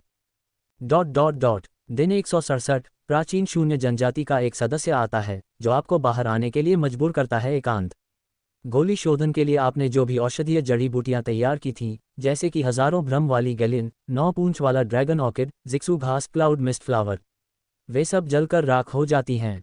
मेडुसा, जो गोलियां प्राप्त करने के बाद उत्तर पश्चिमी क्षेत्र में लौटने की योजना बनाती है, इस खबर से अविश्वसनीय रूप से हैरान है। दिन 250। सेंट्रल प्लेन्स के हॉल ऑफ सोल्स में अराजकता फैल जाती है, जिससे आपको अपने कार्यों को रोकने के लिए मजबूर होना पड़ता है। दिन 378। आपका साथी 9 सितारा डू वेनेरेट में पहुंच जाता है। Dot dot dot. दिन 400। आप 8 सितारा डू वेनेरेट में एक स्काई डेमन पपेट को सफलतापूर्वक परिष्कृत करते हैं। दिन 450। मेडुसा, यह महसूस करते हुए कि उसकी शारीरिक स्थिति स्थिर हो गई है, जियामा साम्राज्य में लौटने की इच्छा व्यक्त करती है। आपसे इस पर चर्चा करने और कुछ चिंतन के बाद आप सहमत हो जाते हैं। आप उसे एस्कॉर्ट के रूप में 10 डू वेनेरेट स्तर की स्काई डेमन पपेट प्रदान करते हैं। दिन 505। कुछ गोलियों को परिष्कृत करने के बाद आप एक कबीले के वंशज ये शिनलैंड से सीखते हैं कि फॉलन स्पिरिट आइस सोर्स में एक नई बोन चिलिंग फ्लेम है। आप जानते हैं कि यह जानकारी झूठी है, क्योंकि यह फ्लेम हालांकि विशेष है, लेकिन स्वर्गीय फ्लेम से तुलना नहीं की जा सकती। आप इस पर कोई ध्यान नहीं देते। दिन 571। आप ब्लड मून बोधी पिल एक 7 रंग की 8वीं स्तरीय पिल को सफलतापूर्वक परिष्कृत करते हैं। Dot dot dot. दिन 705 आपकी कीमिया कौशल में एक महत्वपूर्ण सुधार होता है और आपको वैली मास्टर किंग ली से एक पत्र प्राप्त होता है जिसमें आपको साउंड वैली की यात्रा करने के लिए आमंत्रित किया जाता है। दिन 1478 आप एक 7 रंग का मूल पत्थर प्राप्त करते हैं और बातचीत के माध्यम से आपको पता चलता है कि यह सेंट्रल प्लेन्स में फ्लावर सेक्ट के क्षेत्र में पाया गया था। दिन 1560 फ्लावर सेक्ट में अपने समय के दौरान आपको लगता है कि एक घाटी असाधारण रहस्यों को समेटे हुए है। सावधानीपूर्वक जांच के बाद आपको पता चलता है कि यह स्थान 9 रंग वाले स्वर्ग निगलने वाले अजगर का दफन स्थल है। खरपतवार के एक पैच को हटाकर आप एक 9 रंग वाले मूल पत्थर को खोजते हैं। दिन 1866 आप उत्तर पश्चिमी क्षेत्र में जियानान अकादमी में वापस एक वर्महोल के माध्यम से यात्रा करते हैं। हालांकि आपको पता चलता है कि आपके गुरु एल्दहुओ वर्तमान में एकांत में हैं और लगभग 1 महीने तक ऐसे ही रहेंगे। इसी तरह आपके बचपन के दोस्त हु जिया भी एक सफलता के लिए एकांत में हैं, लेकिन 2 दिनों में बाहर आ जाएंगे। दिन 1870 आप हु जिया को जियानान अकादमी के चारों ओर इत्मीनान से टहलने के लिए ले जाते हैं, कई बातचीत करते हैं। आप देखते हैं कि वह काफ़ी परिपक्व हो गई है। जब आप उसे विदाई देते हैं तो आप उसे एक सुरक्षात्मक जेड पेंडेंट देते हैं जो 9 सितारा डू वेनेरेट के हमलों का सामना कर सकता है। दिन 1872 जियानान अकादमी से प्रस्थान करते हुए आप जियामा साम्राज्य में जियो परिवार के पास जाते हैं। आपको आश्चर्य होगा कि आपको पता चलेगा कि स्नैक पीपल जनजाति ने जियामा साम्राज्य के साथ गठबंधन कर लिया है, जिससे चुयुन साम्राज्य और लुओयान साम्राज्य का पतन हो गया है। नतीजतन जियाओ परिवार अब जियामा साम्राज्य में नंबर 1 कबीले के रूप में खड़ा है। आपकी वापसी से जियाओ परिवार को बहुत खुशी मिलती है। उस दिन आप अपने दोस्त जियाओ शान और उसकी बेटी से मिलते हैं, जिन्हें आप पसंद करते हैं। साधना में उसकी सीमित प्रतिभा को समझते हुए आप उसे उसकी नींव की स्थापना में सहायता करने के लिए एक निर्वाण कमल भेंट करते हैं। रात का समापन जियाओ परिवार द्वारा आयोजित एक भव्य भोज के साथ होता है, जहां आपको पता चलता है कि जियाओ जहान ने कबीले के मुखिया के रूप में त्यागपत्र दे दिया है। दिन 1873 आप स्नैक पीपल जनजाति के नए मुख्यालय का दौरा करते हैं और मेडुसा के साथ फिर से मिलते हैं, जो भाग्यशाली घटनाओं का सामना करती है और अपनी साधना में महत्वपूर्ण प्रगति करती है। अपनी बाहों में एक बच्चे को पकड़े हुए वह आपको देखकर प्रसन्न होती है। दिन 1890 जियानान अकादमी में लौटते हुए आप अपने गुरु एल्दहुओ से फिर से मिलते हैं और उनके साथ एक लंबी बातचीत करते हैं। दिन 1990 सावधानीपूर्वक विचार करने के बाद आप एक बार फिर blazing sky QE refining tower के तल पर मैग्मा में प्रवेश करते हैं। कई डू वेनेरेट स्तर के छिपकली पुरुषों को मारकर आप 1 दर्जन से अधिक डू वेनेरेट स्तर के अग्निमोती प्राप्त करते हैं। अंततः आप एक हाफ सेंट लेवल लिजिडमैन से मिलते हैं, लेकिन वह भागने में सफल हो जाता है। दिन 2180 दक्षिण पश्चिमी क्षेत्र में हॉल ऑफ सोल्स के एक शाखा हॉल पर छापा मारते हुए आप सोल एसेंस का एक समूह प्राप्त करते हैं। दिन 3333 आप एक और छापा मारते हैं, इस बार उत्तर पूर्वी क्षेत्र में हॉल ऑफ सोल्स के एक शाखा हॉल को निशाना बनाते हुए, जिसके परिणामस्वरूप आपको सोल एसेंस का एक और समूह प्राप्त होता है। दिन 3650 आप एक दिन साधना में बिताते हैं। सिमुलेशन समाप्त होता है। प्रतिभा आइटम निकालना वर्तमान में उपलब्ध less than cluster of soul essence greater than less than wheat greater than less than 7 coloured आर्टवीटिया pill blood moon Bodhi pill greater than soul essence. Xiao Ming की भौं उत्साह में उठी क्योंकि उसने उपलब्ध विकल्प को देखा। यह आत्मासार था। सिमुलेशन में आत्माओं के हॉल के शाखा हॉलों पर बार बार घात लगाते हुए खुद को देखकर वह जानता था कि यह चीज़ कितनी महत्वपूर्ण थी। आत्मासार के साथ उसकी आत्मा जल्द ही स्वर्ग के दायरे को तोड़ने में सक्षम होगी। 9वीं श्रेणी की गोलियों को परिष्कृत करने के लिए एक स्वर्ग क्षेत्र की आत्मा एक आवश्यक शर्त थी। जब उसकी आत्मा स्वर्ग क्षेत्र में पहुंची तो इसमें कोई संदेह नहीं था कि उसकी कीमिया कौशल सिमुलेशन की तुलना में और भी तेजी से आगे बढ़ेगी। इसके अलावा उसकी युद्ध शक्ति का प्रवर्धन वास्तव में भयानक होगा।